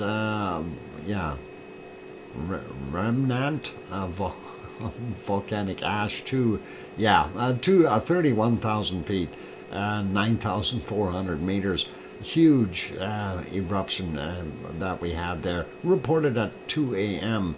No eruption, detached volcanic ash cloud to 31,000 feet. And that is, again, 9,400 meters, reported at 13:45. So, that ash is still hanging up in the air. We need to get rid of it. They need some rain there to bring it back down. Create some acid rain. Next one on the list, Semeru, East Java, Indonesia. Discrete volcanic ash to 16,000 feet, 4,900 meters, reported at 2:30 in the morning. And then again, discrete volcanic ash emissions to 14,000 feet, or 4,300 meters, reported at 16:45. Popocatépetl, central Mexico, volcanic ash emissions continue to 20,000 feet. or 6,100 meters reported at 5 a.m. And then a frequent volcanic ash emissions to 22,000 feet, 6,700 meters reported at 16:30. And welcome Nancy Buchanan and Kathy. Aloha. And good to have you guys on board. And here's one that I'm not familiar with. Or hang on. Oh, did we get Popocatépetl? No, I missed it. Okay, Popocatépetl, central Mexico. Volcanic ash emissions to 20,000 feet, 6,100 meters reported at 5 a.m. And then frequent volcanic ash emissions to 22,000 feet, 6,700 meters reported at 16:30. And then the new one on here, Fukutoku Okanoba. Okay, Fukutoku Obi-Wan Kenobi in Japan. Anyway, we got a separate report on that. We'll take a look at that after the other three listed here. Yes, that's what I said there, Sue. Fukutoku Obi-Wan Kenobi. Isn't that what it is? Anyway, awesome. We'll take a look. It's a new volcano to our list there. Anyway, Seven Cayenne, Peru. Also did that. Unable to detect at 6:45 a.m. And then continuous ash emissions to 25,000 feet, 7,600 meters reported at 18:45. Next one is Fuego in Guatemala. New volcanic ash emissions to 14,000 feet, 4,300 meters, reported at 7:30 this morning. And then the last one on the list is Sangay in Ecuador. A frequent volcanic ash emissions to 21,000 feet, 6,400 meters, reported at 1,300. So that is pretty cool. Thank you, Sue, for that awesome report there. And let's stop that canned lava for a minute, and we'll see if we can get over to that other report. And then we'll talk about a strange subject, and that is seamounts. So let's stop that and go over here and see what we got. Come on, you can do it, computer. Okay, Fukutoku Okanoba volcano in Japan. And that is Volcano Island, Japan. New explosive activity, pumice raft spread to the northwest. And when they talk about pumice rafts, what happens is you'll get the eruption underwater or very close to the edge of the water, and that pumice, when it comes up, it actually floats on the surface of the water, and it creates rafts. It's quite neat. Sometimes on the beaches, it looks like you could walk out a mile away from the beach, and it happens often in Japan, in the southern end, where you get some of that. And of course, you end up with what looks like ground that you could walk on, but you actually sink into the water. And of course, the pumice will float because it has air bubbles or gas bubbles in it. And of course, it's very, very lightweight. So it looks like it's all solid ground, but as soon as you step on it, you're gone underneath, in the drink, in the water. So pretty cool. Anyway, let's see that shot. So a submarine volcano, and it's a Fukutoku Okanoba, is located approximately north of South Iwo Jima. Okay, north of South Iwo Jima. Interesting, but that is what we've got going on there. So you can see some of that yucky stuff in the water, and of course that is some of that rafting going on. Pretty cool that way. And I don't know if this map of the volcanoes in the Izu Mariana Volcanic Arc. Stretching? I think that's supposed to be stretching southeast from Japan, and that is a typo. So, whoop! I should have clicked back there for a second, but yeah, that's a little typo there. Yeah, and you can see that's all along that Marianas Trench area, and it's quite interesting to see that. Let's close that out. Let's see what it says here. A new explosive eruption started at the volcano on the 13th of August. On the 15th, the Japanese Coast Guard carried out a flight research and confirmed the ongoing activity. Floating pumice from the eruption extended about 60 kilometers to the northwest. The alert level for the volcano is raised to a volcanic warning sea area, and based on a two-level scale for submarine volcanoes. And Fukutoku Okanoba is a submarine horseshoe-shaped volcano about 1 kilometer in diameter, located 5 kilometers northeast of the small pyramidal island. What is it? Nemamni Iwo Jima. Yeah, okay, Iwo Jima. Anyway, in the Japanese volcano island chain. So, pretty cool, pretty awesome to see that, and that is kind of nice. Anyone that is interested in this one, I'm going to drop that link in here. You guys want to go through that later, you're welcome to do that. Now, the other one that we were kind of looking at was this thing, and Sue sent this in. And when we're looking at this map here, of course, you can see Australia, you can see New Zealand. Unfortunately, this map, when I make it larger, it doesn't show where the spot is. It's supposed to be there, but it doesn't show up. So it's got to be here somewhere. And there's New Zealand, and then you see the other islands, and there's Hawaii up there. So right out here, that's the McDonald Seamount. And you know, we see all these different plumes from this area all the time, wondering where the SO2 is coming from. And that, you know, is one of the subjects at hand. One like this, it had multiple eruptions over the years, and I think they had a list here somewhere of when it popped, and I think 2019 was the last time they seen it. Right here, yeah, in 1967, 77, 79, 83, 87, 89, and then they had a bunch of earthquakes in 07. You know, so there is activity in these places, and that is something that can actually make things happen.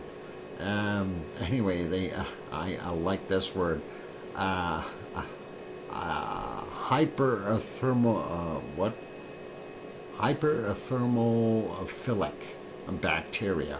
Hyperthermophilic bacteria. That's that stuff that grows real quick down there. And that is what really gives our oceans some life when around some of these seamounts. When you got hot water stuff coming out, they live, from what I recall, between 60 and, oh, there it is right there, yeah, 60 and 140 degrees, 60 degrees Celsius and upward. What's it say? The optimal temperature for the existence of hyperthermophiles is often 80 degrees Celsius or 176 Fahrenheit. Yeah, those wonderful thermophiles there, they like their stuff. They are often often within the domain Arc, Archaea. Yeah, okay. And anyway, it's all scribbly on my screen here. Too small to read for me. All right. Anyway, it's interesting to see that.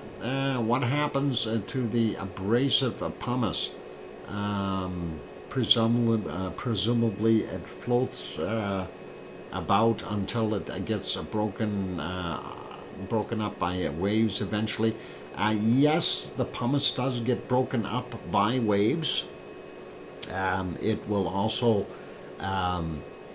you got to understand, it's at a floating level. Smaller pieces that are like, it depends on how porous it is. If it gets too much waterlogging, of course, it's going to start to sink. It may cause, over a couple of weeks, the saturation may get in there and start breaking up. Some of the bubbles will pop out, and it gets heavier and heavier and starts to sink down. Once it gets past that equilibrium point of being able to float, it's going to go down eventually. So it's going to be interesting, but wave action, of course, will definitely do lots with it. But if you have that stuff, if you corral it all up and you make it a nice thick mat and keep it confined, you can make yourself your own floating island with that stuff. It'll last you a while. Really, it will. It's pretty cool. Let's see. When Krakatoa exploded in 1883, ships had to dodge huge chunks of floating pumice for several years. And yep, I wouldn't doubt that we had very, very large pieces floating around. And again, it's how much gas or how many gas bubbles are within that material. And you could have boulders, literally boulders the size of cars and trucks, floating through the water, staying buoyant for quite some time, and if there's nothing to stir it up or smash it together, it's not going to fall apart very easily if there's nothing grinding away at it. Now, it's like sandpaper, if it gets smashed together a whole bunch of times, it's going to wear itself into little bits and pieces. Seems like if a pumice sinks, it's the ideal stuff for coral and other ocean ecosystems to get going on. Yeah, it could be IMC. It could be. The thing is, what you got to consider though is, what depth is it going down to? Now, I don't know if, how deep it'll go. But yeah, that could produce places for small plankton and things like this to hide out, to live. The little tiny bubble hole that would make a good little home for stray plankton who was just doing its thing. Some pumice washed up in Madagascar the year after Krakatoa exploded at DrFox. Madagascar, wow, that got quite a ways across the Indian Ocean then. It wouldn't surprise me. That says 40 meters is possible. Could be, deeper maybe? 40 meters, let's see, the seafloor to the depth of about 40 meters. Yeah, it depends on where you are, right? But yeah, some of those are when you look at them on a different map. And I wonder if I got another shot here, another photo. Just hang on. We'll see if we can find something here. Okay, this is a shot of Seamounts down by New Zealand. I was trying to find that McDonald one, but I couldn't. So the McDonald one is out here further, and I'm not exactly sure where it is. But this is a good representation of the area. You can see New Zealand here. And then, of course, to the east of New Zealand, you have this area. So that little box is what we're looking at. This photo here, or depiction, if you want to call it that. It's not really a photo. But you see what they call some of these things. Pretty nasty, but these are seamounts. They were basically underwater volcanoes that aren't active. So, yeah, they're actually Mars. I did also look at some of the shots of the ones west of Vancouver Island. There are a tremendous number of seamounts off the coast of Canada, on the west coast of Canada. So that is pretty bizarre. But I just wanted to bring this one up just to give you an idea of what what it looks like underneath there. So you've got multiple seamounts. Some are much taller than others, obviously, and it shows you how big some of these things are.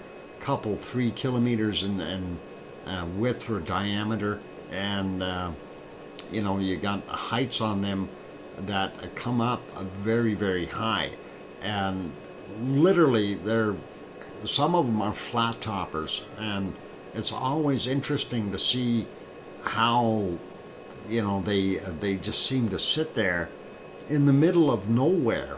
And the same thing goes when you take a look, and I don't want to sound kind of weird here, but some of the islands like what we see there in New Zealand, because that is basically volcanic material. When we see that, we kind of have to figure that out. Coordinates for the McDonald Seamount. Yep, South Pacific. Thanks, Sue. And yeah, that is actually in that. We're going to drop that link too if anyone wants that for the other shot here. Let me see if I can get my thing doing it. This is for the Wikipedia Seamount page there. But to get back to that, this is just a general depiction or an idea of what's actually underneath there. Never mind the bad names, morgue and graveyard and gao, gooey, zombie, gothic.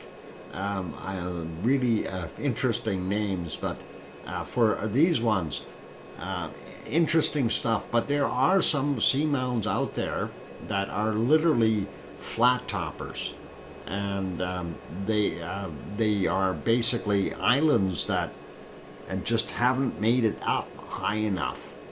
And if we had a few of them pop up, and there's lots in the Indonesian area and over there north of Australia. That whole region is just loaded with all kinds of different seamounts. I don't know if we can see that better if we go to this map, the earthquake map, and actually turn on the ocean view.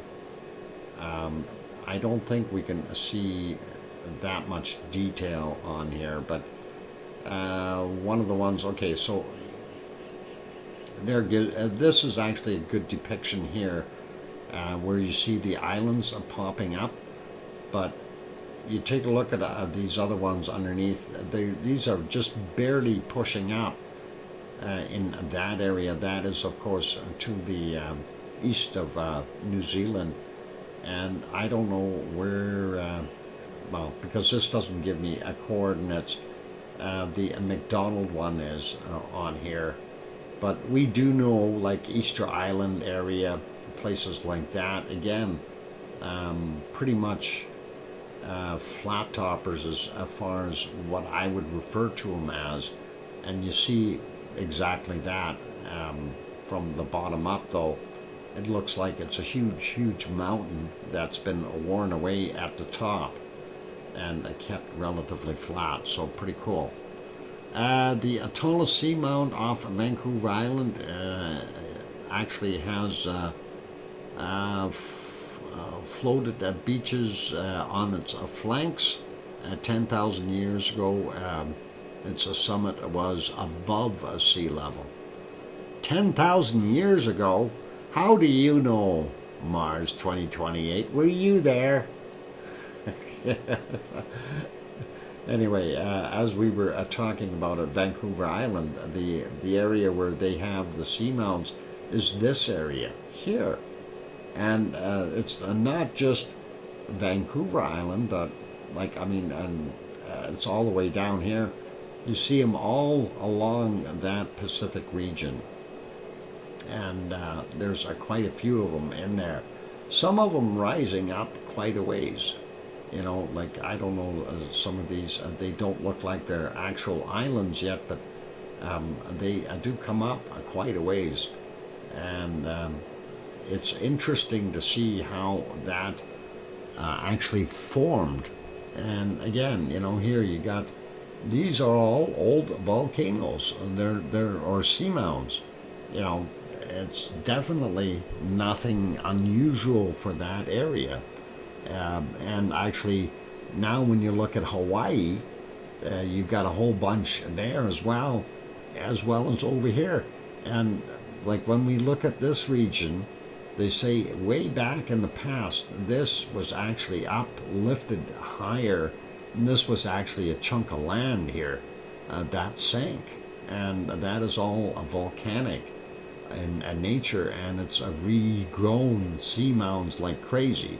And of course, that is sinking deeper and deeper as it starts to subduct underneath here in the northwest. So, pretty cool.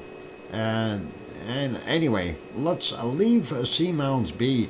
I'm way overdue for my break, so let's put it back on the canned lava. And I am going to go take a break. And then what we will do after the canned lava, we'll go and do, after the break, we'll go do the earthquakes around the world, and then from there we'll do our SO2 map. So hang in there, everyone. I'm going to throw some music on. For those good people who have not yet hit that like button, give it a quick bop if you can. Also, if you haven't subscribed to the channel yet, please help us out, grow the channel, and we'll be here. So I'm doing our thing. Anyway, here's some music. I'll be back. Your neighbor finally left. Excellent. Hi, Grandma B. I'm going for a break. I'll be back.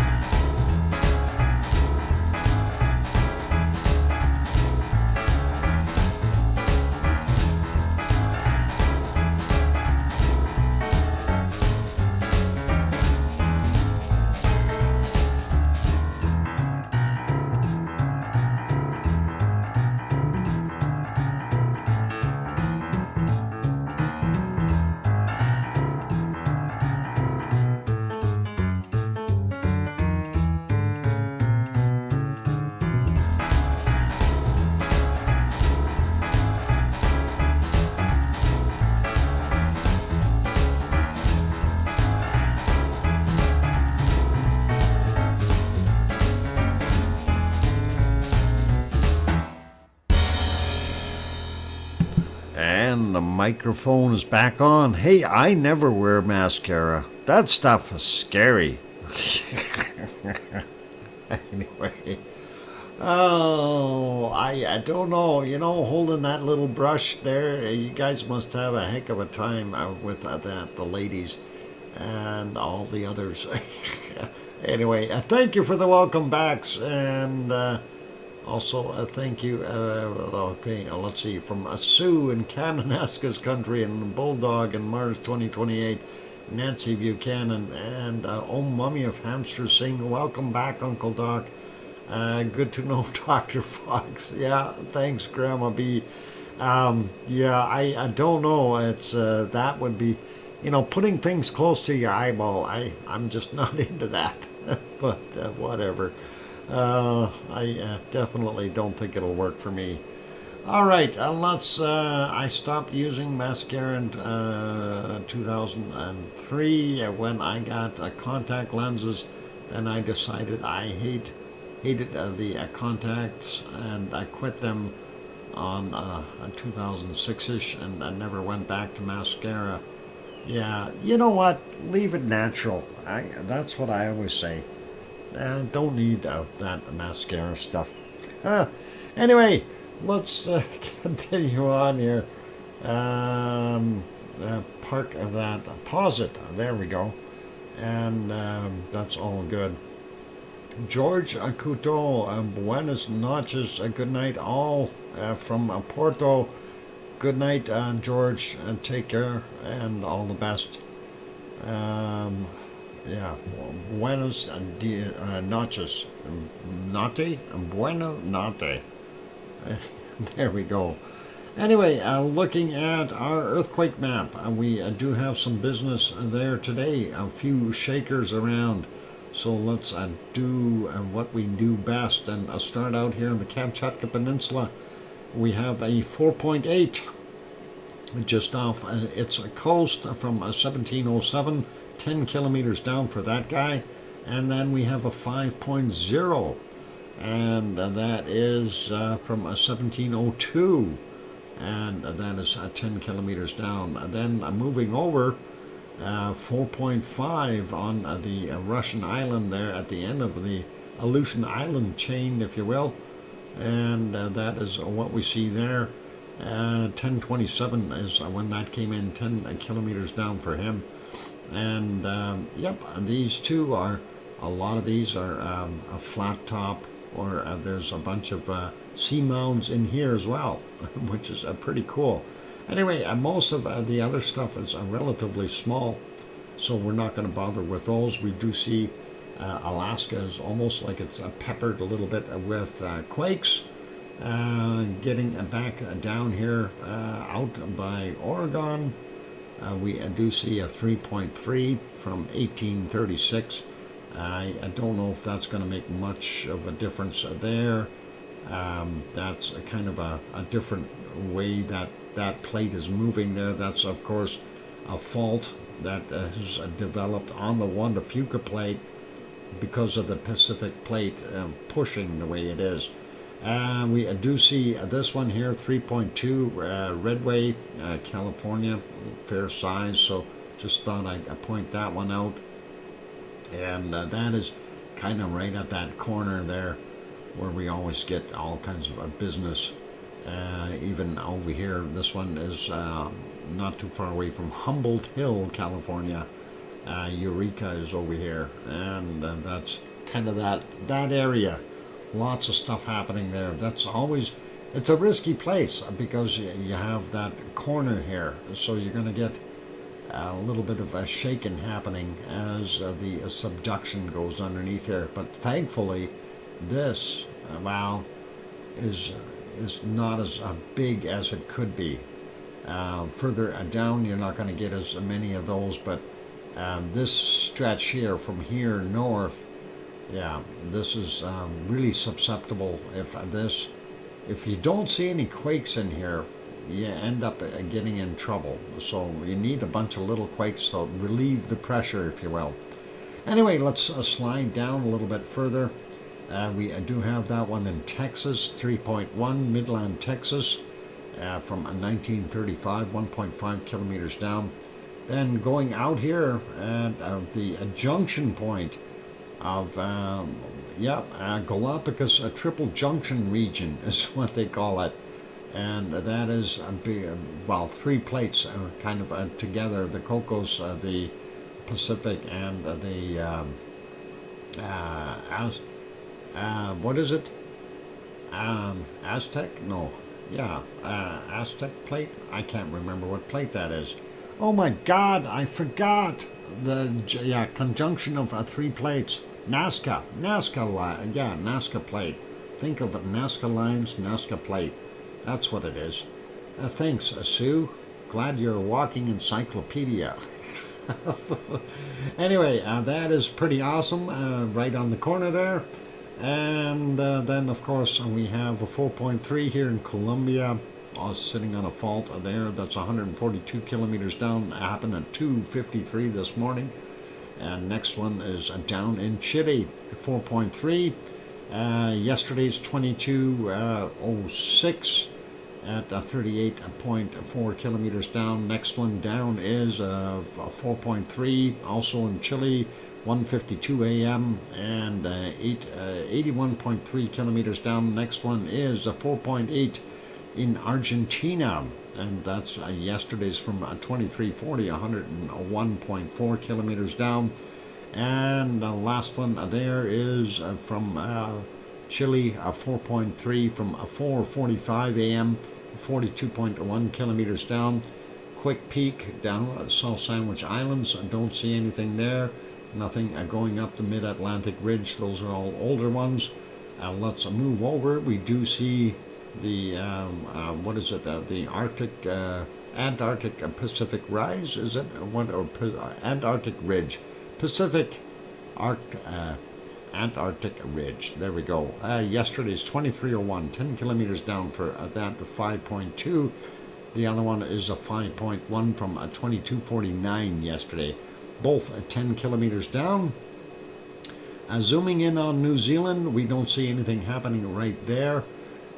This kind of shows a nice line of volcanic activity or seamounts underneath there. That's kind of neat to see, and always a little shallower. Anyway, New Zealand, nothing happening. You do see, that's Mount Ruapehu right there. That's neat. All right, going over, we do have this guy here, Kermadec Ridge or Kermadec Island region, 4.9 from 1727 today, 10 kilometers down for that guy. Moving up into Tonga area or Fiji, don't see anything else there. Nothing in Papua New Guinea, nothing in the southern areas or the western portions of Indonesia. Move up a little further north. We got a 4.3 from 918, 421.8 kilometers down for that guy. And this is in the Philippines. Oh, no, still Indonesia. And that is Pulau Talauda. I don't know if that's right. Anyway, happened at 1320, 128.6 kilometers down for that 5.1. Then out here, that's Guam area, I guess, 4.5. And that is from 1032, 57.1 kilometers down. Going up, looking at Japan. Japan is quiet today, and that brings us back to the Kamchatka Peninsula, which we already checked. We do have one here. Is that China? Yep, 4.5. Northern, what is it? Xinjiang, China. 13:26 was the time on that. 42 kilometers down for that quake. Just zooming out, looking for more, and we don't see anything else happening in those regions. And nothing really major there. Let's zoom in on what's happening in Hawaii, because surely there's something going on there. What do we got way out here? 1.9, and that is 42 kilometers southwest of Lalani. Southwest? Yeah, I guess if Lalania Estates is over there. Yeah, kind of. 42 kilometers. Anyway, 1.9 from 933 at 14.9 kilometers down for that one. Let's take a look at the Pahala ones. First, that is this whole region here. Not that many quakes for today, but let's have a look. And they're between 26 and 37 kilometers down, so I won't bother mentioning the depth. 22:28 is the time on that, 1.8. Then his bigger friend right next to him is a 2.2 from 9:39 today. And then we've got 1.9 from yesterday at 21:19. 2.0 from 14:40. And moving over to the other side here, we had two other quakes. 2.0 from 20:02 yesterday. And this one here, slightly out of bounds, that is a 1.9 in magnitude, and 11:08 was the time on it today. That's only 2.1 kilometers down though, so that's below sea level. So that one is an oddity for the Pahala region. It must be something else moving there. And let's zoom in on this a little bit and see what we've got in our Kilauea region, and see what this is. And this one is a 1.7 from 22:17 yesterday, 3.2 kilometers below sea level. And now to look at the other ones. Doesn't really look that busy there. 1.9 from 1:37 this morning, 200 meters above sea level. I like that. This one is a 2.0 from 1:38 this morning, 2 kilometers below sea level. Let's have a look at these ones here. One of the new ones, 1.8 from 1946, 700 meters below sea level. This one is a 1.8 from 21:23 yesterday, 1.1 kilometers below sea level. Next one, 1.9 from 1946, 1.3 kilometers below sea level. And this one is a 1.7 from yesterday at 2039, right at sea level. So it's about, what is that, about just about 1,300 meters down. So that's what it's got to go yet, a kilometer and a bit to get to the surface, if there is magma under there. Anyway, that's what we've got going on there in Hawaii. Gives you a pretty good idea of what we've got, and we've got a lot of shakers around the planet, so always interesting to see. We are down in numbers though, 1904 for the entire planet. Typically that number ranges around 2200, 2250, 2280 as an average. So the planet is well below average as far as earthquakes is concerned, and that is something that is pretty interesting. Thanks, Sue, for that 2-minute warning. And it seems like we should have a volcano in the Caribbean by now. Oh, you want one in the Caribbean? I don't know. There's lots of volcanoes there, but they're not doing anything. Somebody's stealing the lava. That's the problem, Mars. Somebody's taking the lava. I heard that there was a big tanker truck or a tanker, a vessel. I think we've seen it before. It was red in color. He was going around siphoning all the lava out, and I don't know where he's taking it though. That ship was piloted by some kind of a donkey, I think it was. I'm just not, a little vague on that. Sorry. Anyway, we'll leave that be. Trev, have a good sleep. Anyway, that is it for our earthquakes. I'm going to go take a break, and when we come back from the break, we will do our SO2 map. And maybe it'll make more sense if we see it today, when we know that there's more seamounts everywhere doing their thing. Where's our canned lava? There it is. Let's get it going. All right, so for all those good people who are here, if you haven't yet hit that like button, please give it a quick bop. Also, if you haven't yet subscribed to the channel, consider subscribing. That would definitely help us out and let the channel grow a little bit.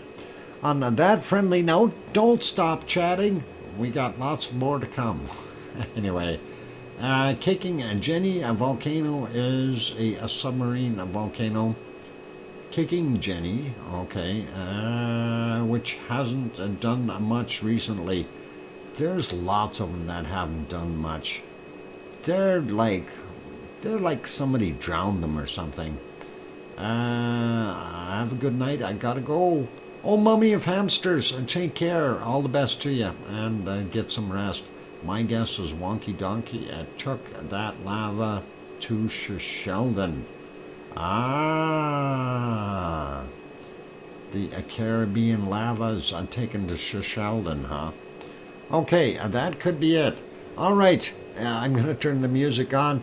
Hit the like button. I'll be back in about 5, 6, or 7 minutes. Keep smiling. I'm your host, DrFox2000, playing nice in the lava.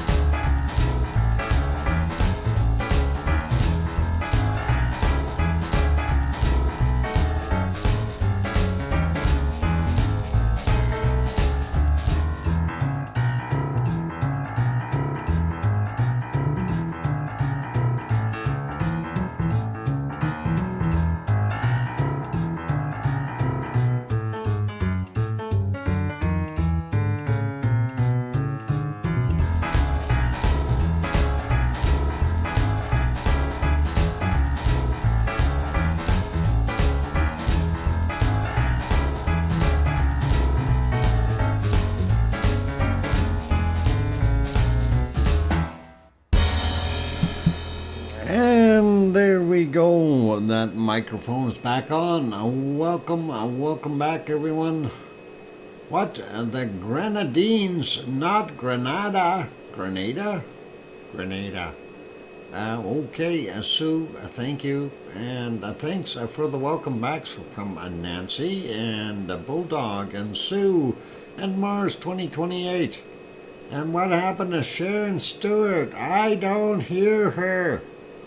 Okay, she must have groceries attacking her. And thanks, Canada's country. I made it back. My computer decided to join Sue's computer's rebellion. I was dusting the back and it shut down. Jiggled the cable 12 ways and it finally resurrected itself. Wow, I got that facts right. I hear you now, DrFox2000. Awesome, Sharon. We were wondering what happened to you. Anyway, trick is don't dust while you're watching the show. Do it before or after, preferably before, so you get everything running.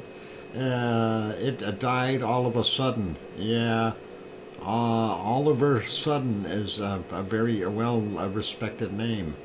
It happens.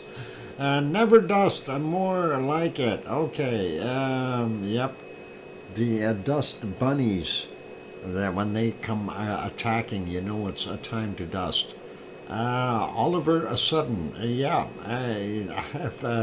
I don't know if you've ever met him, but he comes around every once in a while. Oliver Sudden, and it's pretty cool. Anyway, let's leave the canned lava be, and we'll get over to our SO2 map for today. I was thrown into another universe. Oh, I hate when that happens. This dimensional shifting and stuff. Wow, eh? Anyway, let's have a look and see where we're at. Speaking of seamounts and things, throwing things out, what's this? Interesting. Anybody hear about any fires in Australia? Maybe? If that is something I'm wondering about, because that looks like there might be a fire down there. Anyway, let's start out in the Kamchatka Peninsula because we love it. No, we don't. We just have that as a convenient start point. We do have a bunch of volcanoes there, Shivlush, Bezimiani, and let's see, Klyashevskoy, Karimsky, and Ibiko down here. They're all adding to this, and that is getting pushed up here and pulled back down here and going this way and ending up in North America. And then, of course, we see a plume coming from this area. That's also headed southward right now and kind of piling up here. That is a remnant stuff from our wonderful Sheldon eruption. And I'm not sure where this is actually all coming from, but that could be part of the Sheldon stuff as well. This certainly is. And look at all that SO2. And it's getting in here to the southern end of Queen Charlotte Islands, getting over the north end of Vancouver Island and heading into the British Columbia interior. Then it gets into Alberta and takes a big northward turn, which is awesome. By the way, all those people that were displaced from Yellowknife, they yesterday they got the go-ahead to go back home. So many people returning to Yellowknife since they've been given the all clear. Anyway, lots of SO2 out there in the Pacific. I'm certain that this will make landfall here in California and Oregon as well, and they'll enjoy some of the fruits of Sheldon, if you will. And that's kind of what we're seeing there. Moving on, well, we see it here in Alberta, and it's going to end up moving into Saskatchewan as well, and those places. But Right now, they are relatively clear. Saskatchewan, Manitoba, good chunk of bottom end of Nunavut there. Ontario looking not bad today at all. Maybe a little bit along the Great Lakes here, but not by much. Same thing goes for Quebec and Labrador, Newfoundland, Nova Scotia, PEI, a little bit higher level in New Brunswick, but nothing crazy. And of course, we have some stuff coming up into California and Arizona from down south, and that is actually fairly heavy. Hopefully, that'll ease up a little bit. The winds will change, and this storm here will take out and clean more of that air. Anyway, it's not that bad looking though in most of the U.S. The eastern side of the country, of course, has a lot of industry and all kinds of things. There are a lot more people, so we're going to see higher levels. It looks like Kentucky, West Virginia, North Carolina, a portion of South Carolina, and a little bit in Georgia, as well as Florida, and then up here in New York area, and New Hampshire, and Vermont, and Maine. Everybody is getting a bit there. Sliding down here into Mexico, though. That is from Popocatépetl in Mexico City. That is drifting out into the Pacific. There is a storm out here. Not sure if that has a name, but it's kind of winding that stuff up a little bit. Hopefully it will get enough rain to wash a lot of that out. Central America, looks like everybody is kind of throwing it out into the Pacific, and it is moving northward there along the coastline, and coming from Colombia, Nevado del Ruz, and buddies there. We got a Sangay down on the bottom here, doing their thing, and that is getting out, well, past the Galapagos Islands, and doing what it needs to.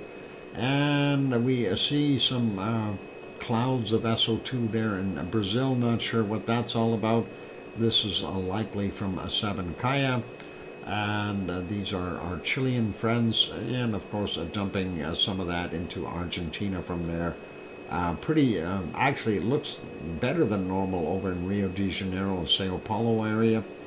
And zooming back out a little bit, we see this huge long plume, and I'm not sure if that is a single plume, but it certainly picked the raceway to get all the way over to the coastline here. So it's definitely on the fast track, and you can see where everything is kind of bending here. That's really whipping that wind along right in there. It's almost like a little funnel. But this, of course, has to be caused by some seamount, whether it's located here or there. We're unsure. But that is definitely something coming up from underneath. White Isle volcano, north end of New Zealand, doing its thing. And yeah, the only thing I can think of is that they may have some wildfires or something going on in Western Australia. I don't know anything else that could be there. Sorry, this is a Lee. Oh, all right. Anyway, yeah, we can barely see what's coming off of the refineries at Melbourne, and the stuff up at the coking plants near Sydney are not doing that much.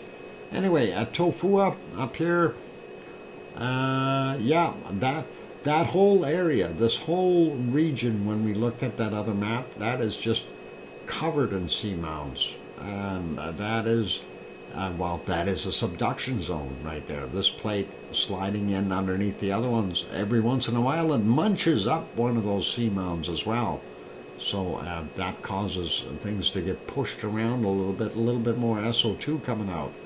Yasur doesn't look as mean, neither does Tofua.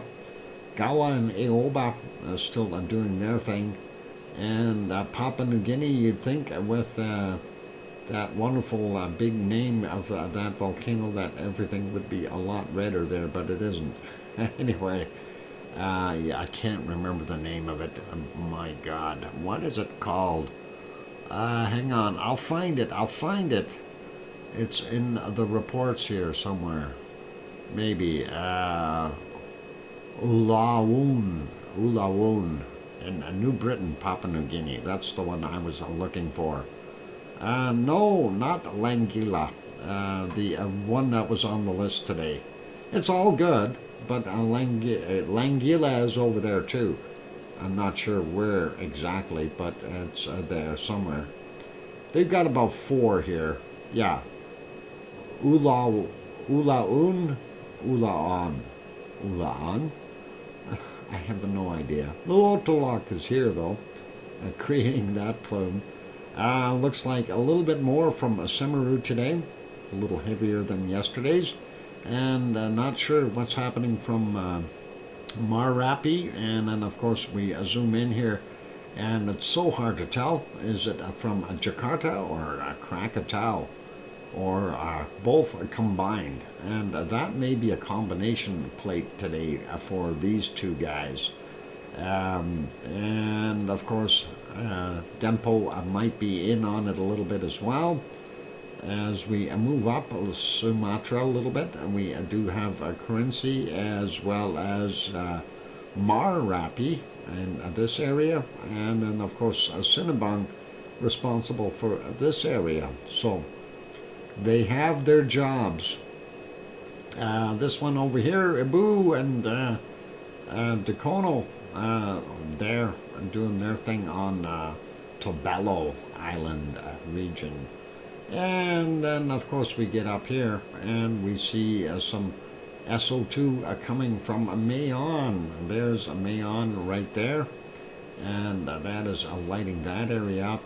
And then of course over here we see higher levels. I'm not sure what's actually caused that, if that's some of this drifted over there, as well as the stuff that's coming from Manila.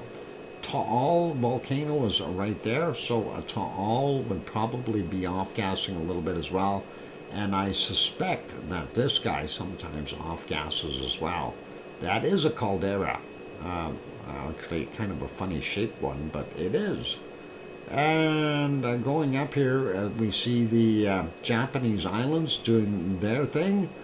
Lots of SO2 from there. Taiwan looks pretty polluted today. And looking at what we see here at Suwanoshijima, a very, very dark plume. Suwanoshijima, busy, doing its thing.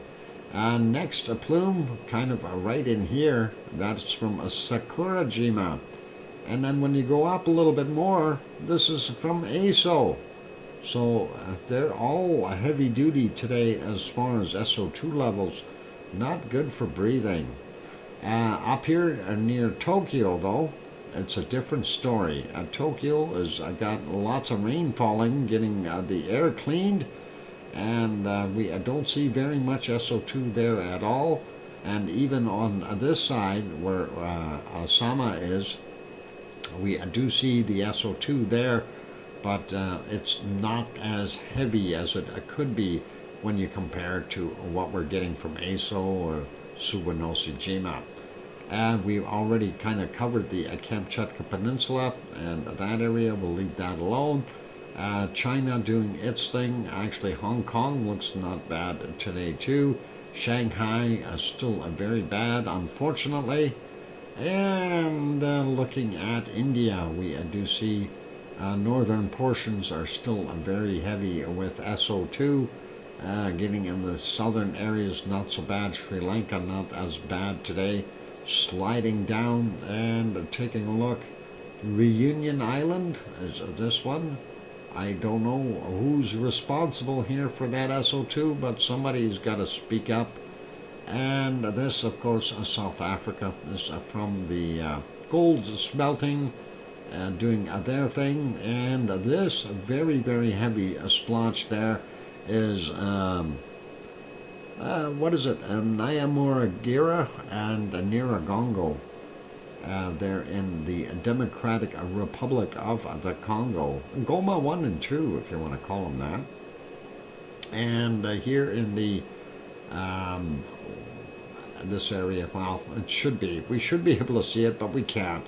Too much pollution coming. RTVE would be there. And the pollution coming from the oil refineries, of course, that you have in Saudi Arabia, Kuwait, Iraq, and Iran.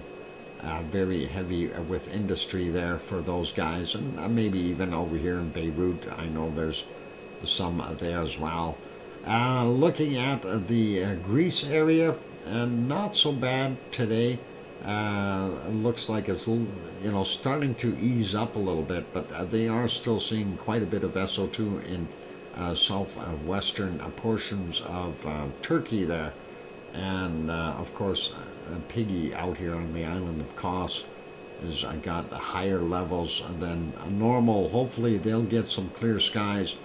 Mind you, those levels aren't that bad, so it's, any level's not good, but it's not as bad as it could be.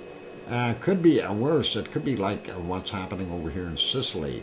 But anyway, that is Mount Etna's fault, and that is going all the way down here into Libya, and then just kind of cruising along there. We do have a storm or a system there.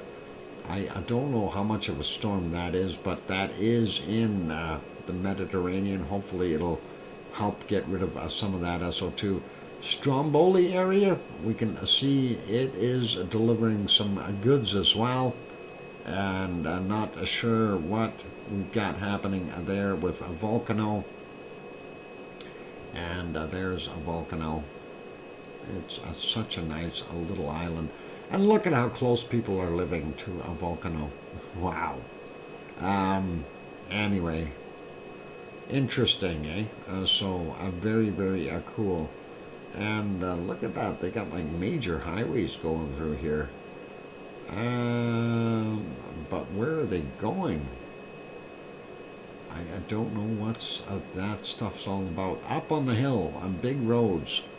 Okay, so anyway, I'll have to explore that later. Right, let's zoom back out. It looks like not too bad. We do have a little bit in Morocco, and some up on the northern coast of Spain. That's kind of odd. France, not bad levels. Germany, a little bit higher, as well as Holland. Fairly high levels in England today, and a little bit over in Ireland. Not sure why. It looks a little better there in Denmark, so that's not so bad. And then, of course, we got Norway, Finland, and Sweden. Well, Norway, Finland, and Sweden. There we go. Not bad at all for them. And here is Iceland. They've got a big storm happening there out in the water, and that is drawing in all that stuff. So that is helping get rid of some of the SO2 from the mainland here, and drawing some of that through the Davis Strait even. Interesting. Hopefully that'll help wash it out. Anyway, that's your SO2 report for today, you guys. Yeah, Halmahera Island for Ibu and Dakono. Yep, we got that. I just never mentioned it, but Halmahera Island. I don't know why I didn't mention it, but it's there somewhere. This is the island, Halmahera Island. It's a kind of a weird island, but anyway, yeah, they're here somewhere. Somewhere in here. There maybe. I don't know the exact locations. We'll have to maybe look at that on the other map. But cool stuff. Okay, that's it for the SO2 for today, ladies and gentlemen. Why is that stuck like that? All right, got it.